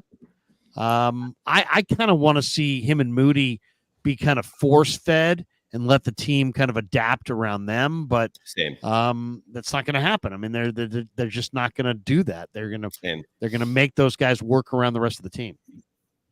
It's kind of hard to argue right now, though, the fact that they're 7-1 and what are they, second in the league in point differential behind OKC or something close to that? Right. Yeah. So I mean, I will say this. I really, really like Kuminga. Think he's going to be a great player, but there are times where I feel like everybody on this team is playing one way and he's playing another. Like he's like the one guy that like the ball is sticking in his hands and the ball's not moving. And he's making decisions like I will take this ball to the cup, like, this drive. And sometimes he gets a little bit happy with that when he's just running the second unit. Yeah, I agree. Kuminga, that overtime game. You're like the biggest Kuminga guy of all time. No, right? That's nothing to do with it. It's just you're sitting here saying that sometimes you think he holds the ball too much, or what are you trying to say? That he's an I'm saying that the player? ball, the ball sticks in his hand. Agree to disagree. Okay. I don't agree with that at all. I every time he has the ball, if he attacks the paint, it's a smart decision. His field goal percentage is very high for good reason because he's making smart choices. His turnover number is not anything outrageous. So he's not making mistakes, turning the ball over. He passes the ball a lot. I even put on my social media account tonight this incredible play where he fed Trace Jackson-Davis for a slam because he's routinely looking for his players. We can agree to disagree, Ryan. It's okay. It doesn't mean I'm a Kuminga fan. I just don't see what you're seeing, which is that Kuminga is an ISO player. I don't see that at all. I think he's perfectly within the flow of the Warriors offense. That's just me. HR says biggest offseason upgrade was Stotts and Stack over Kenny Atkinson. Dunleavy I was saying that for months ago. Yeah, dude. Strongly agree with that. You Dunleavy, see the difference. You clearly see it. One example of this, Kuminga 2 games ago finished the game. I don't think we would have seen that with a different assistant coaches. So Kerr is going with the players who are doing best. Like Wiggins, for example, I think last game was 1 of 9 from the field. He did not finish the game. He played 18 minutes. So even though the favoritism is still there, you're seeing the Stotts Stackhouse influence in the sense of individuals getting minutes for deserved time. Whereas before, Kerr just played his favorites. Like Klay Thompson should not have played 32 minutes in an 0 of 10 playing game. Yet he did, and we're not seeing that this year. So I'm happy. That's me. Han Solo Dolo says the only cheap big man the Warriors can get and are targeting is Jonas Valanciunas. I don't think he's cheap. Doesn't he make like $14 million a year or something like that? I don't think he's 20. He's making around 20, but 20. Yeah, I mean, so I even undershot that. I like Valanciunas. He's a smart basketball player. He's got skill limitations though. Nick J says biggest offseason upgrade was Cyrus going to Golden Days. Can't argue with that. Yeah. We got this one from Bill M. He says, I think the problem with Kuminga is that Kerr hasn't found him a good spot yet. Tonight he played very little. Again, it's going to be situational. He finished the game. He basically won the game against Houston in overtime for him. Yes, he did. Great call. I personally, I just think Kuminga is just not fully there yet. And this has been Kerr's endless struggle, which is he wants to be a championship contender while trying to get Kuminga and Moody developed. And he's not a ball handler like Podziemski, which is clearly Kerr's favorite. Like if you can handle the ball, that's half the battle with Kerr. So Kuminga doesn't fit that bill yet, although he's way better as a ball handler. Now you see him actually run to the point at times. I think he's going to be fine, dude. He's 22 years old. Before we run down the scores, though, what's the end game here? I mean, if you said to me, are they going? bet that they will either keep him and sign him or trade him and get impatient for somebody that can help them win right away. I think that's what they're going to do. I don't want to do that. I would rather stay the course with him. He's 21, 22. He's so young. He's a virtual baby. Stay with him. This guy would be in college if this were a different decade. So you know what? Stay with this guy. He's improving. He's one of the greatest athletes in the league today. I know there's some raw spots. I know there's some rough spots. I know there's frustrating moments.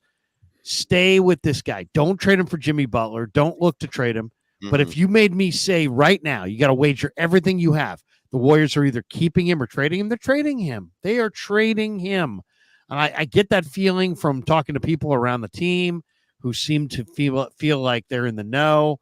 I just get the feeling that Kerr and Dunleavy are going to sacrifice Kuminga for some piece, and hopefully it's the right one, because we all know that is going to burn them on the back end in a huge, huge way. At least that's how I feel about it. The only reason why I think Kuminga stays is because his biggest supporter, or at least one of them, happens to own the team, and that's Joe Lacob. Joe Lacob likes Kuminga. He wants Kuminga. I have no idea how Mike Dunleavy Jr. feels about him. What's up? That probably helps. It probably the owner like you. It probably helps. Yeah. So I don't know. What What do the rest of you guys think? I mean, do you guys all think Kuminga's going to stay, go? What do you think is going to happen with Kuminga? Because I think he's going to get traded. Give me some. I think you have a thought, Frank. Let me hear Frank. Yeah. Again, I think there's only a few players that he could get traded for. A superstar player like a Giannis with a package that they would. I mean, like you guys said, if Giannis doesn't want to be there, then ultimately he has to go somewhere. He will have some say-so where he goes. Brooklyn is a place where I would keep my eyes on because, again, whomever gets the number one pick is going to draft Cooper Flagg. After Cooper Flagg is off the board, all bets are off.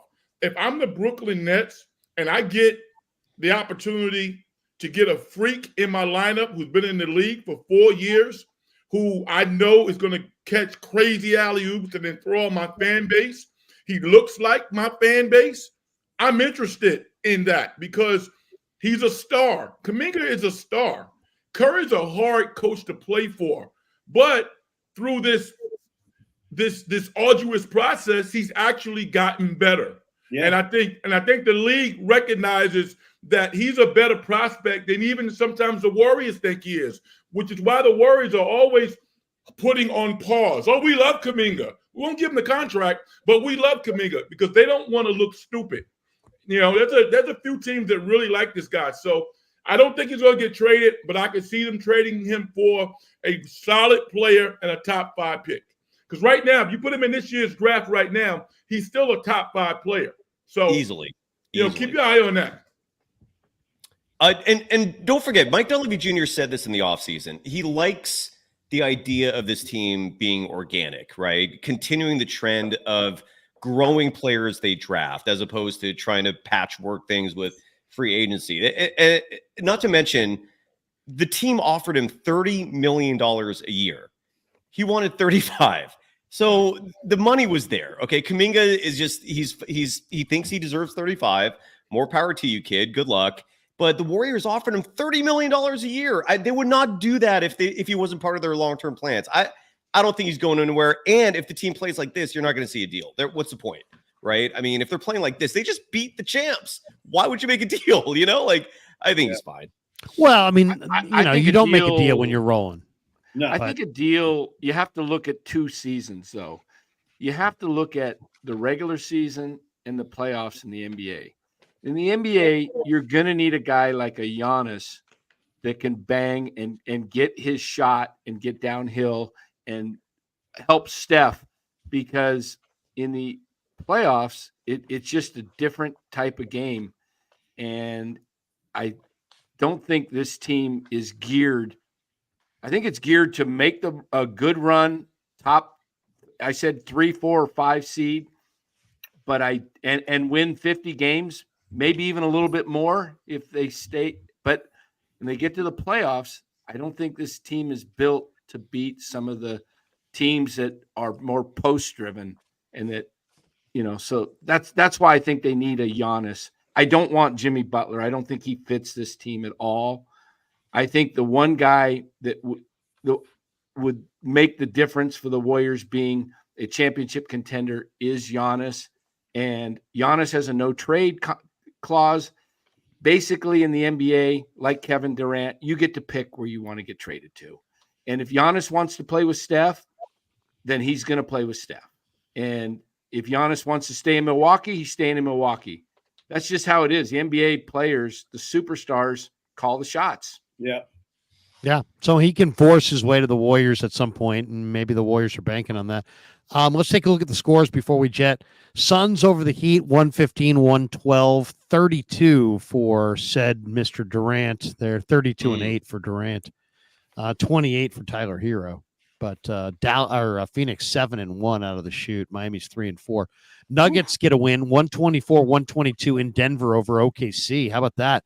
Jalen Williams, the former Santa Clara star, 29 points, 10 rebounds, 9 assists, 1 assist shy of the triple-double for Jalen Williams. Jokic, how about these stats for Jokic? 23, 20, and 16 dimes.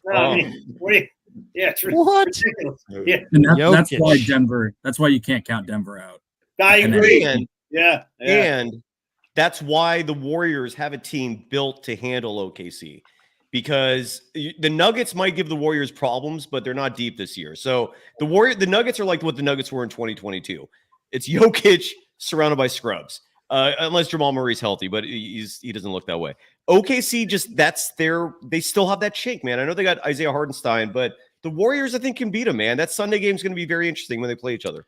You know what? Who's playing well for Denver right now is Westbrook. He had 29. He started this game for Denver, and Denver winds up winning to go to 5-3. Mavericks over the Bulls, 119 to 90. Larry, real fast before you move on. You know what that means? That result? Fluke. It means the Warriors are tied with Phoenix and OKC for the best record in the West. Wow. That's awesome. Can they hold on? Mavericks over the Bulls, 119 to 99. Future Warrior Nikola Vucevic with 14 and 10.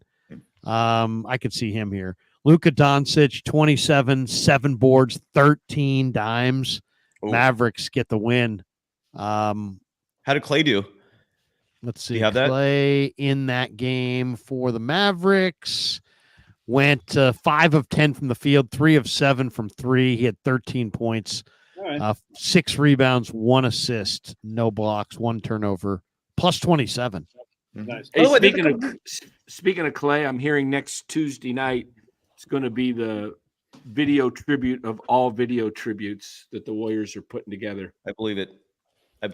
By the way, a couple people in the chat, I just have to call them out because they're saying that I'm saying nonsense in regards to Kuminga playing the point. This team has not had, when Stephen Curry was injured, Jonathan Kuminga was handling the point for a lot of possessions. I'm sorry if that you don't like hearing that, but that's the truth, man. So shut the F up for saying that's nonsense. It's a fact. Continue on. Sorry. Si's got chat ears instead of rabbit ears.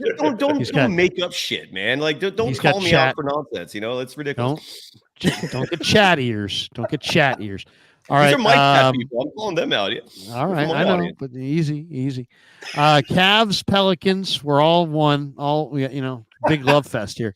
Brothers and sisters, they're going to be cool. Come on, man. Exactly. Yeah. We got Paulie in the house. I've got family in the house. So, let's keep it peaceful. Yeah. Let's keep it peaceful. I mean, we're somebody may twist one up before this show's over. That would be me. Cavs over the Pelicans, 131, 122, 29 for Donovan Mitchell.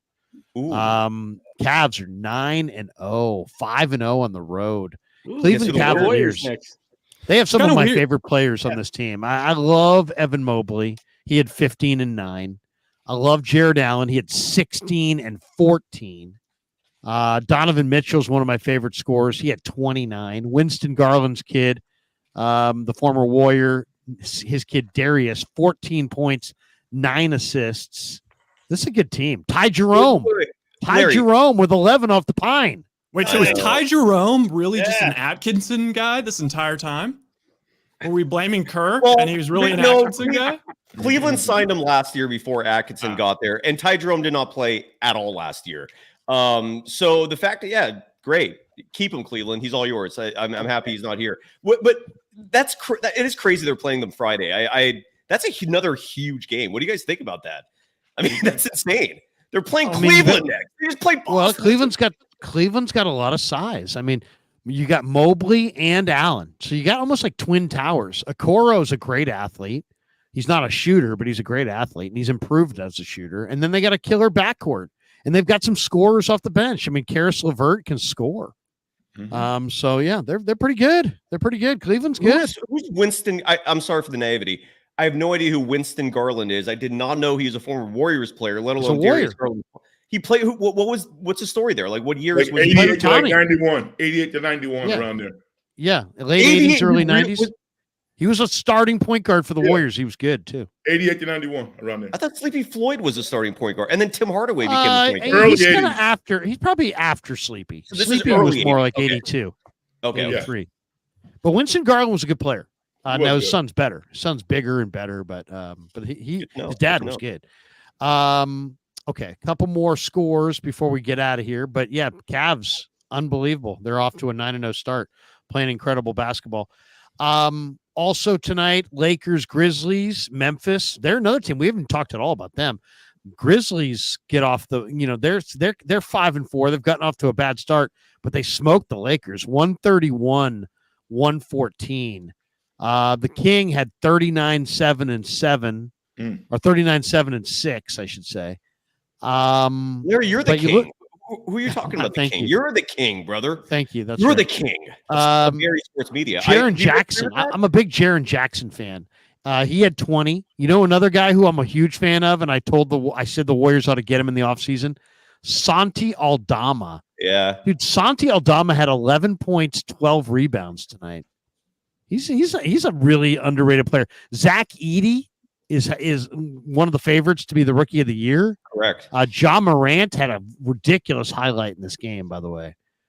Just this crazy flip shot. So yeah, no, I'm Memphis. We haven't even talked about Memphis. They're another team that is not off to a hot start, but they could get it going. They're frustrating with how good they are at personnel. Like even how are they getting like Scottie Pippen Jr. is all of a sudden a player on Memphis. Seriously, and they're 5-4. I mean, it's not I wouldn't call that a bad start. They're doing okay. No, but I mean, I think of them as one of the better teams in the West. Spurs lost to the Rockets in Houston, 127-100. Did you see that clip? Did you guys see that clip, by the way, of Sohan farting during the starting lineup introductions? Jeremy Sohan he dropped a massive bomb. No correlation with Greg Popovich out indefinitely with whatever's going on. I hope he's okay. But Sohan drops a fart bomb, and you see Chris Paul everyone's like Wembanyama's putting his jersey over his mouth. It is one of the funniest things ever. It's I saw it. Yeah, no, there's no mistaking what's going on there, man. Yeah.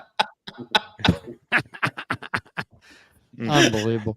What else? Oh, Hawks beat the Knicks 121-116. The number one pick in the draft. How do you pronounce his last name? Ricochet. He had 33, 7, and 3 steals. Wow. And Towns had 34 and 16 with 3 blocks. Nice. That kid's pretty talented. I didn't realize he was that good. Pacers over the Magic 118-111. Franz Wagner 28, 8, and 6. Jarris Walker had 17 and 6 for Indiana. Indiana's 4-4. Hornets 108-107 winners over the Pistons. Cade Cunningham with 20, 10, and 10. Little triple double. LaMelo's back doing his thing. He had 25, 6 rebounds, 8 assists. Saw a highlight of that game. I'm not sure if it ended on an alley-oop dump. Yeah, it was a Brandon Miller an alley-oop dump buzzer beater. To end the game? Yeah, to end the game. No, it was a putback. It was a putback. Like it wasn't a dunk, but it was a putback by Brandon Miller to end it. Like half a second. Yeah. And then Kings Raptors in Sacramento tonight at the Golden One. It's 101.97 with 8:12 left. It looks like Sabonis is on his way to a triple-double. He's got 15 points, 12 assists, 9 rebounds. R.J. Barrett, who's just been absolutely smoking hot for the Raptors, he's already got 23. There's 8 minutes left to play. R.J. Barrett, tremendous. He's coming. We all know he's a you Canadian player. We all know you love Dick. How That's is Grady Dick doing in this game tonight? Let's check out Mr. Grady. He started that highlight there somewhere. Sorry. 7 points. 7 points for Grady. And yes, I know I'm immature. Sorry. 7 points for him. Carlos Boucher, or not Carlos. Chris Boucher. The former Warrior, off the bench, double figures. He's a pretty good player. He is. And Sacramento's got the 101.97 lead now with 7:41 to play. And into the third quarter, Clippers up 84-68 on the Sixers. So Harden's got 17 already. Paul George with 14 and 7 rebounds. Did you guys talk about that deal with Embiid? With Embiid and the media getting suspended? Yeah. Well, go ahead. What do you want to say about it? Well, I just wondering what your thoughts being in the media. That could have been you he shoved. Oh. It might be Cyrus, the way Cyrus is talking tonight. You know? You're next, dude. Cyrus, you're next. I promise you a player would never shove me, man. Well, here's the thing. I'm never bringing up dead relatives. I'm never going there, dude. Like I mean, here's I go in and talk to the players all the time, right? Not in the NBA locker rooms necessarily, because they're a little bit more difficult to get into, but at least for the NFL. And I've never had a player ever, in any way react harshly to anything I've ever said to him. But I also don't challenge these guys, Right. And I definitely don't write stories or do YouTube live streams or videos about their family members. I saw DeMarcus Cousins bow up on a Sacramento Bee guy at one time who was like 55 years old. And I kind of knew him through another writer, and I thought that was really weak. And I don't like that. Obviously you're bigger, stronger, younger, tougher. It's like some of the people covering you are like 60 years old. Just don't bow up on a six. If you're 25 and in prime of life, don't bow up on a 60-year-old writer who, there's a better way to handle it. Go get a PR person and tell them your side of the story, and then let them deal with it. That's what I would do. What if it's a media on media? Like let's say, Larry, I need Andrew Baggerly in the nuts for you. Would that be okay? I have no idea even what are you even talking about? I mean, crabgrass, Larry. You know it. You're human. No, but so what? I mean, what's your point? What's the point? I mean, my this point is is, not would that what we're be talking okay about. if I need him in the nuts? No, I mean it's not okay. But here's the thing. You can't cross the line. Okay, you can't cross that line. You can't put your hands on somebody. Now, there's also lines I think you shouldn't cross as a media person. Keep it, to me, I'm very critical of the 49ers, but I keep it between the lines. You have to. And I don't criticize. I'm not criticizing Kyle Shanahan as a person. You never hear me say, I'm not going to yell, oh, Kyle Shanahan's a coward. I don't do that crap. And other people do. And so all I'm saying is, I understand if the players get mad if you cross that a line of respect, but you can't. I don't care what line you cross of respect. You can't put your hands on somebody else. You just can't. I mean, you just can't. I don't care who it is. And so anybody who puts their hands on anybody is going to be suspended. Let me ask you this, Larry, because you were talking about media and stuff with players. That thing that happened, it's probably been 30 years ago with Jim Everett and Jim Rome calling him Chris. Do you think that was staged for Jim Rome, or do you think that was real? I mean, he's been asked about it many, many, many times. It was real. It was real. He had been talking about Everett. Everett called him out, said you wouldn't do that. But I mean, think about how low grade that really was. Yeah. Now, if that happened today, the articles that would be out there ripping Jim Rome for being sexist would be off because he was basically calling him a girl's name. He's like, you wouldn't do that again. And it's like, so he's like, so you're calling him a girl's name, and that level of ripping would be viewed as Neanderthalish now, right? And people would just push back harshly on Rome. If that exact same situation happened right now, people would push back harshly on Rome, and he'd be fired. Don't you think? I mean, I know it was a different time, but I think that's the way it would be handled now. Because it would be like, hey, this media person is trying to insult the athlete by goading him into a fight on air. You know what I mean? It's just, it would not be. What happened with Grant Cohen and that player? Like what? Like I never got the whole. What? Javon Kinlaw? Yeah, I guess. Yeah, I just remember that was ugly. I did see that, and that was ugly. Like Kinlaw and him got into an argument. Kinlaw knocked his hat off. Then they did some kind of video together. Kinlaw was verbally attacking Grant. Grant seemed like he didn't know what was going on. Lynch got them both together and brokered some form of peace. Okay. And the Niners moved on. I don't think that Kinlaw ever really moved on because Kinlaw never again wanted to talk to Grant ever again after that. But they moved on as far as, they peacefully coexisted in the same room. I only saw the live stream thing where Kinlaw was pissed. I didn't know what happened. What Kinlaw was really mad about there was that Grant said that he had 90-year-old knees, and it's like when you attack a player's body publicly like that, you are kind of going at his money.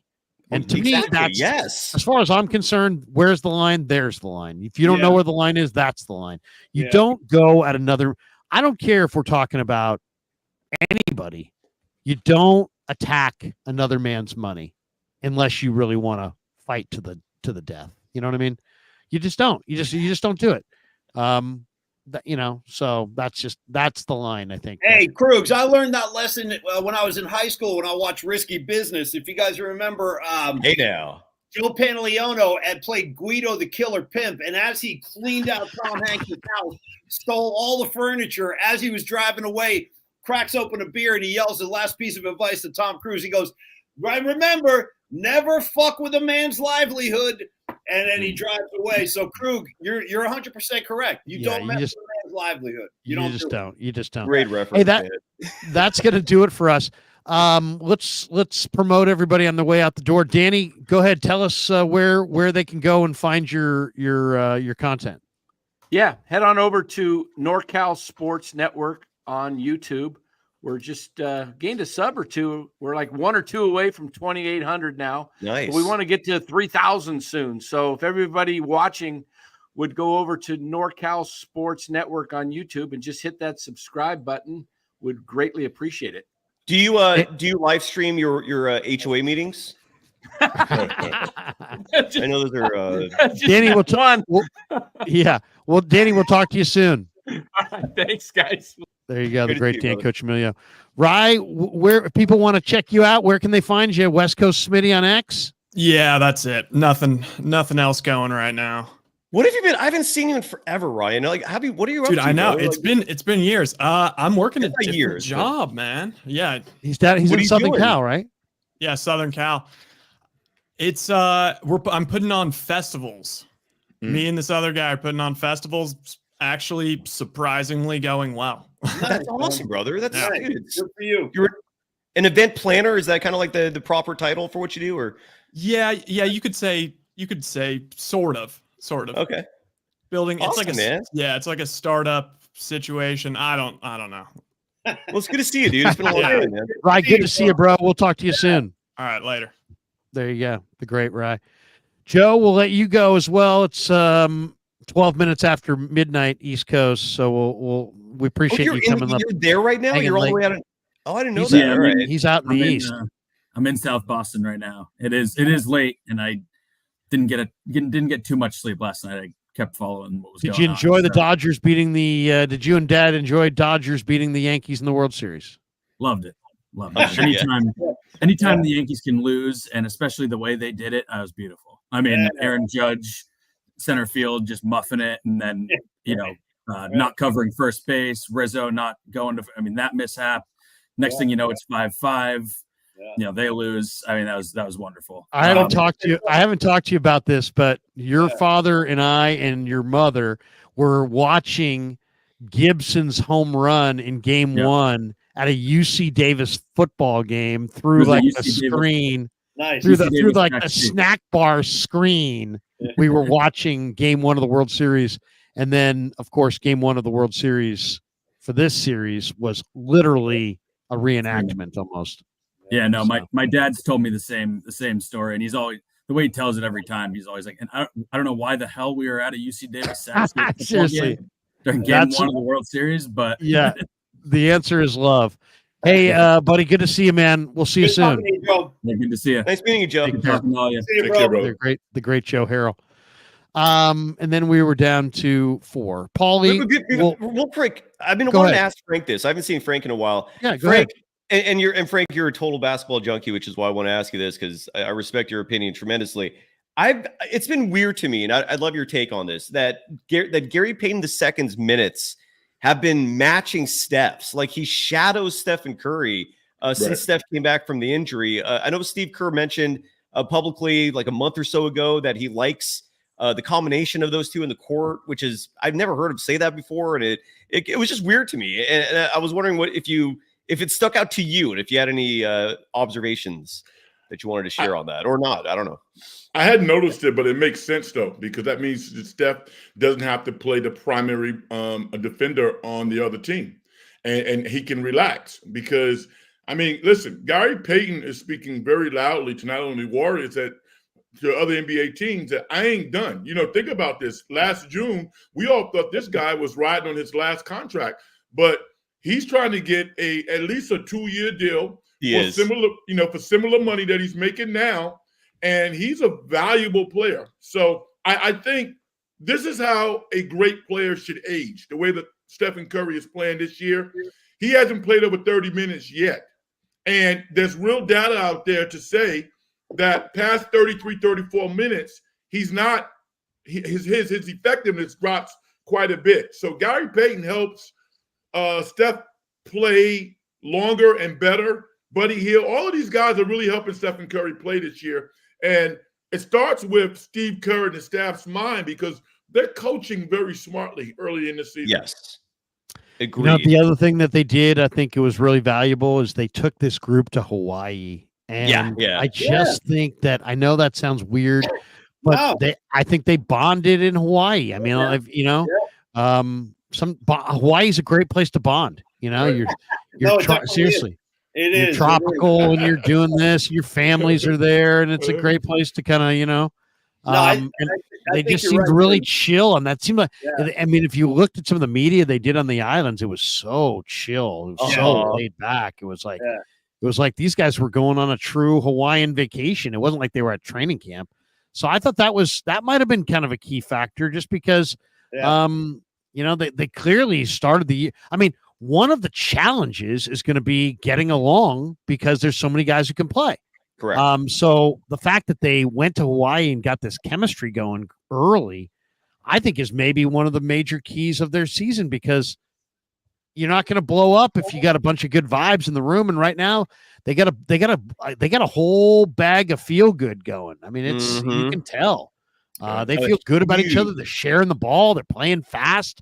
I mean, I love it. I mean, it's amazing. If you had told me that this is what it was going to look like, I would have picked them to win 48 games. Instead, I said 38. So, I'll give Kerr credit.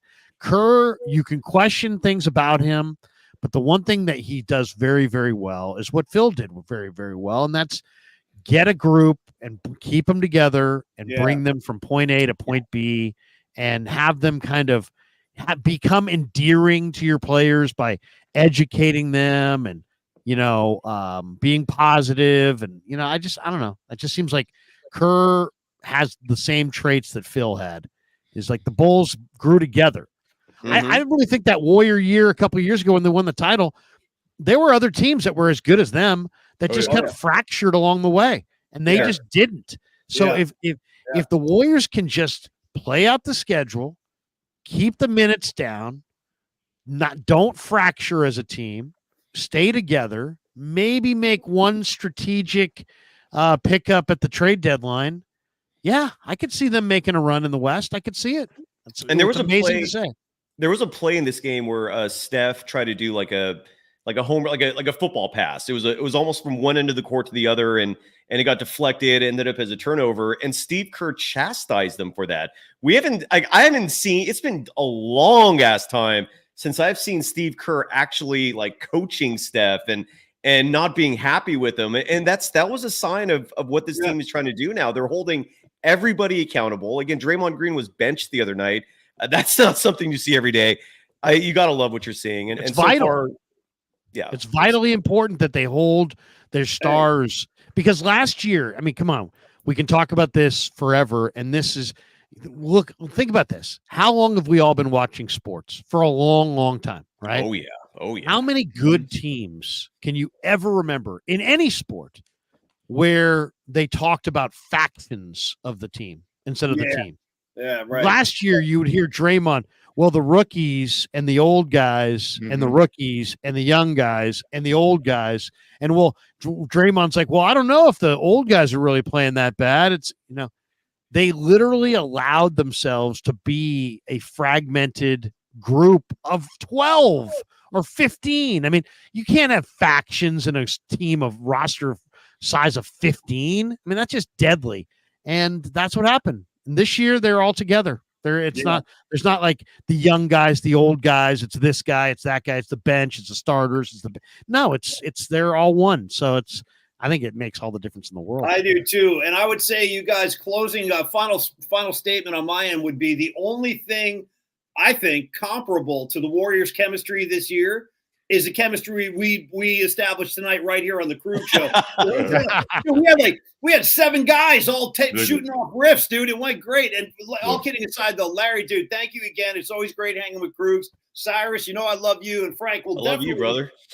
Frank, I want to come when I get my show launched. And by the way, in the meantime, you can hit me at Paulie's Pod on X. And we'll launch the show in January on Twitter. It'll be called Polymax Particles. But Frank, I want to have like a hip hop on Twitter or on YouTube. Or you're not going to be on YouTube? It's on YouTube. Yeah, it'll be on YouTube. No, you meant on YouTube. But Frank, I'm circling back to you, man. In the new year, as long as we can talk a little Chuck D, I'll be happy. Well, Chuck's my guy. Chuck's my guy too. I love Chuck. Yeah. Chuck's like 5 minutes from my hometown in New York, and actually, Terminator X, Norm, his name is Norman, is best friends with one of my college teammates. So he would come up to Fordham all the time, and I would check him out as well. So, I'm a hip hop artist also. So, I love to talk to you about that, man. All right. Hey, you know what? Why don't we do this? Paulie, Frank's got a killer song here. We'll play this out. We'll play this out right here. I love this. This is Frank's song. Yeah. Now, Frank, this is Make You Feel. This is when did you put this is not your latest song. No, this is one that we've been playing on the show for a while. Well, but tell us a little bit who you collabed with on this one, and we'll play it out here at the end. All right. I worked with a producer in San Jose. His name is Diella. And he's a really, really talented guy. I mean, we become brothers. And there's this incredible singer. I've never mentioned her name before because she's so popular and she has millions of views. And just from an integrity perspective, I sent her out my music, and to my surprise, she liked it. But she has, because she's a superstar, she is internationally known. Her name is Sonorelli. And she took what I did to a whole nother level. But it's a song I'm very proud of. It's a song of like inspiration and kind of a coming of age story, kind of looking at life and seeing that, your biggest attribute is your opportunity to serve others. And that's the essence of the song. So, a lot of people think it's inspiring. I put it out a couple of years ago. I got some other stuff on YouTube. I'm actually getting ready to release another song called My First Coach. And it's about my first coach. So check it out, Larry. I appreciate you, brother. Man, this is incredible. I mean, everybody, you know what? You're everybody's inspiration, dude. You really are. And well, you guys, Paulie, it's incredible to watch. Paulie, Frank, thank you. Let me know what you think Frank. about this. This is what I think, and I came to this conclusion with Larry 2 nights ago. Larry is the king of Bay Area sports media. Your thoughts? Yeah, I mean, nobody has done more of our generation. Seriously, no one has done more. And again, this social media space, basically what you've done is worked your tail off and put it, and made a lot of people get in their feelings, apparently, because your ascension has been incredible. Side, I mean, you kind of self-deprecating a little bit also sometimes, but you've kicked ass, dude. You really have. And for people who like what you do, they can't get enough of you. So, Thanks, I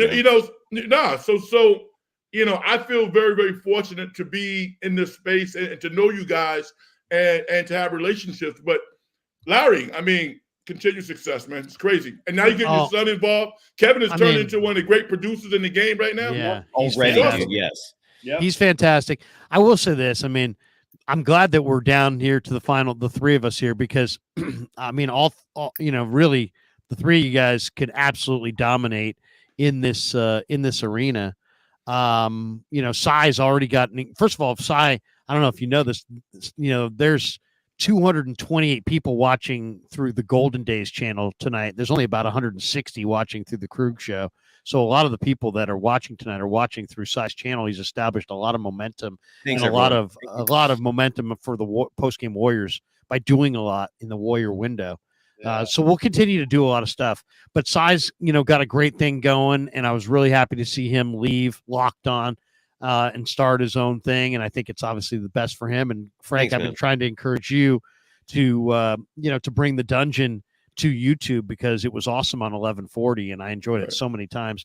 And Paulie, I've told Paulie many times, Paulie's a star and can do and is perfect for this medium of YouTube, because it's radio is very two-dimensional, and it worked, but I mean, this is three-dimensional. This is view, you can put up your own camera and your own stuff and you can, there's all kinds of tricks of the trade to use video and different things to produce your own show, and it can be incredibly creative. And I know how creative you are, Paulie. So I just think that all three of you guys, it takes a while, like 2, 3, 4, 5 years to really get it going. It takes a lot of work. None of these things do themselves, but True. I'm very confident in saying that if the three of you guys continue down this road, that great things are going to happen for all three of you guys, because you're all hugely talented, and this is the perfect medium for really good radio people that also kind of can entertain, let's just say, more than just I anger people every day. It's like, can you entertain people? Can you make people laugh or whatever? This medium gives you so many options. So I know I'm really was very, Grant Cohn did help me. I know a lot of people hate Grant, but Grant did help me, and I'm appreciative of Grant. And I just told myself, hey, you know what? I'm going to pay it back.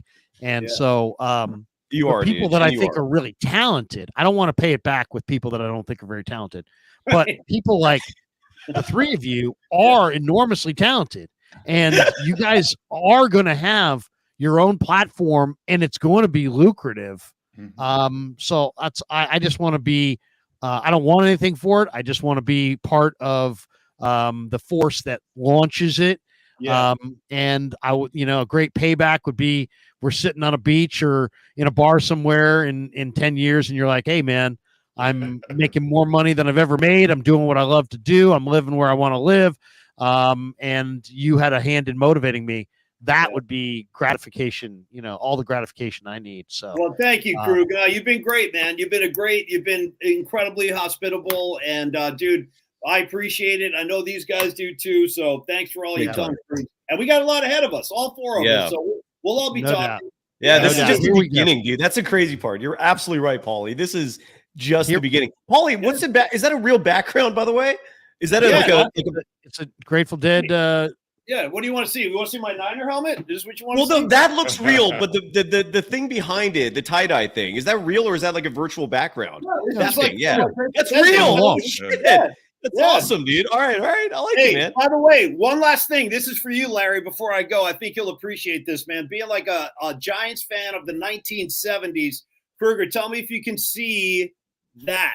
Oh, wow. Jack Clark. Yeah. That was my guy. That was my guy too. That was my guy, man.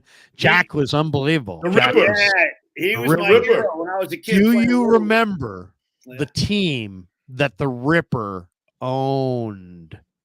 He absolutely dominated them. I think he hit over 500 in his career. The Dodgers, right? Dodgers, he did that. He beat the Dodgers in the playoffs against Niedenfuer. Everybody remembers that. That's his most famous Jack Clark hit. Yeah. Supposedly, Jack Clark, he hit the home run and he ran right towards the Cardinals' first base dugout, and he's like, "That's what a big fly looks like, motherfuckers." Yeah. And then he circled the bases. That was a great day. That was when he beat the Dodgers that day. Yeah. I think I might have still been in grammar school, but that was an incredible day. Yeah. I loved it because we could watch baseball playoffs in the fall. They would let us sometimes watch the baseball playoffs at school.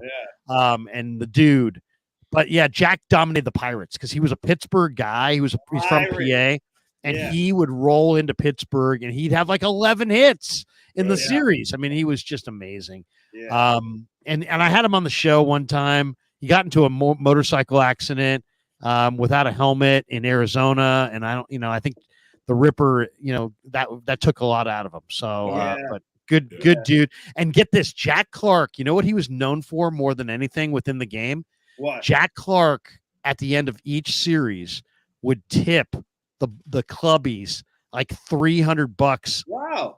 At the end of the series. This is in the 80s. That's when $300 was like a grand. Yeah. You know what I mean? Yeah. He tipped the clubbies like better than anybody. He was like the biggest tipper. That's great to hear. Great to hear. The Ripper. That dude assaulted the baseball. He was Mr. Doubles, man. That dude was just if you had to catch that ball, hopefully you had some padding in your glove. Yeah, because that thing was coming. My favorite Jack Clark memory. It was 1978. The Giants were competing for a playoff berth with the Dodgers. It came to time for an August Giants-Dodgers series, Friday, Saturday, Sunday, and they sold out what they called the old football seats in right field because it was the Dodgers. So now you get all the football seats, and Lee Lacy comes up in the seventh inning, and we're sitting right over the bullpen down the right field line, and he hits a screaming line drive to right center, and Herndon and Clark collide. Ooh. And Clark catches the ball, but Herndon was 6'3", 200 pounds. Jack Clark was 6'3", 225. These guys collided. It was a huge collision. The ball rolled out of Jack's glove at the end. He caught it, but when he rolled to the ground, he was knocked out, and the ball rolled out of his glove. And Lee Lacy circled the bases for an inside the park grand slam. Wow! And the Dodgers beat the Giants, and all the fans in the bleachers. I remember because I was 8, started chanting bullshit, bullshit, bullshit. It was epic. It was an amazing night, an absolutely amazing night. The dude. All right, so that's going to do it for us tonight. Here's Frank's song on the way out. It's called "Make You Feel." Enjoy it. Real quick, before we go, I just want to mention as well for upcoming Golden Days shows. Our mutual friend Damon Bruce and I, we're going to be doing a show tomorrow morning at 11 a.m. We're going to sleep on it and kind of let this game soak in, and we're going to absorb it for a night and then break down what happened and preview Warriors Cavaliers Friday, and then Friday night. Sophia Jones, Mark Jones's daughter, the ESPN broadcaster, she's now co-hosting with me once a week, and she's a burgeoning talent. She also got hired to be the color commentator for all USF games. So if you're a USF Dons fan, catch her on those broadcasts. But she's going to be with me Friday night for Warriors Cavaliers post game. That's another heavyweight title fight that the Warriors are embarking in, and should be fun. So that's what's coming up next on Golden Days. And Larry, thanks for hosting this program tonight, brother. This was awesome. Thank you to everyone, man. Paulie, Frank, great to see you too, man. This was awesome. You guys. Peace out, Thanks to Mancini's for sponsoring. Thanks to Pig in a Pickle. Thanks to all of our sponsors. And here we go. Frank Red's going to play us out. Make You Feel.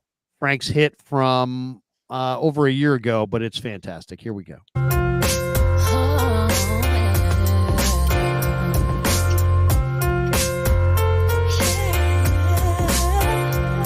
You miss your shot at life. You think there's nothing else for you to do. This ain't a tragedy, son. I know I've seen a few. You're not responsible for somebody else's thrill. Your integrity's intact and you're still trying to climb the hill. I was a lonely man. I never thought it would come true. But sometimes in life, all you have are your dreams and you. That's when you realize that life ain't standing still. And all you can do is bow your head and accept God's will. But it's funny how it makes you feel. I said it's funny how it makes you feel. Thank you. I said it's funny how it Chorus, makes you dude. Nice feel. chorus. Yeah.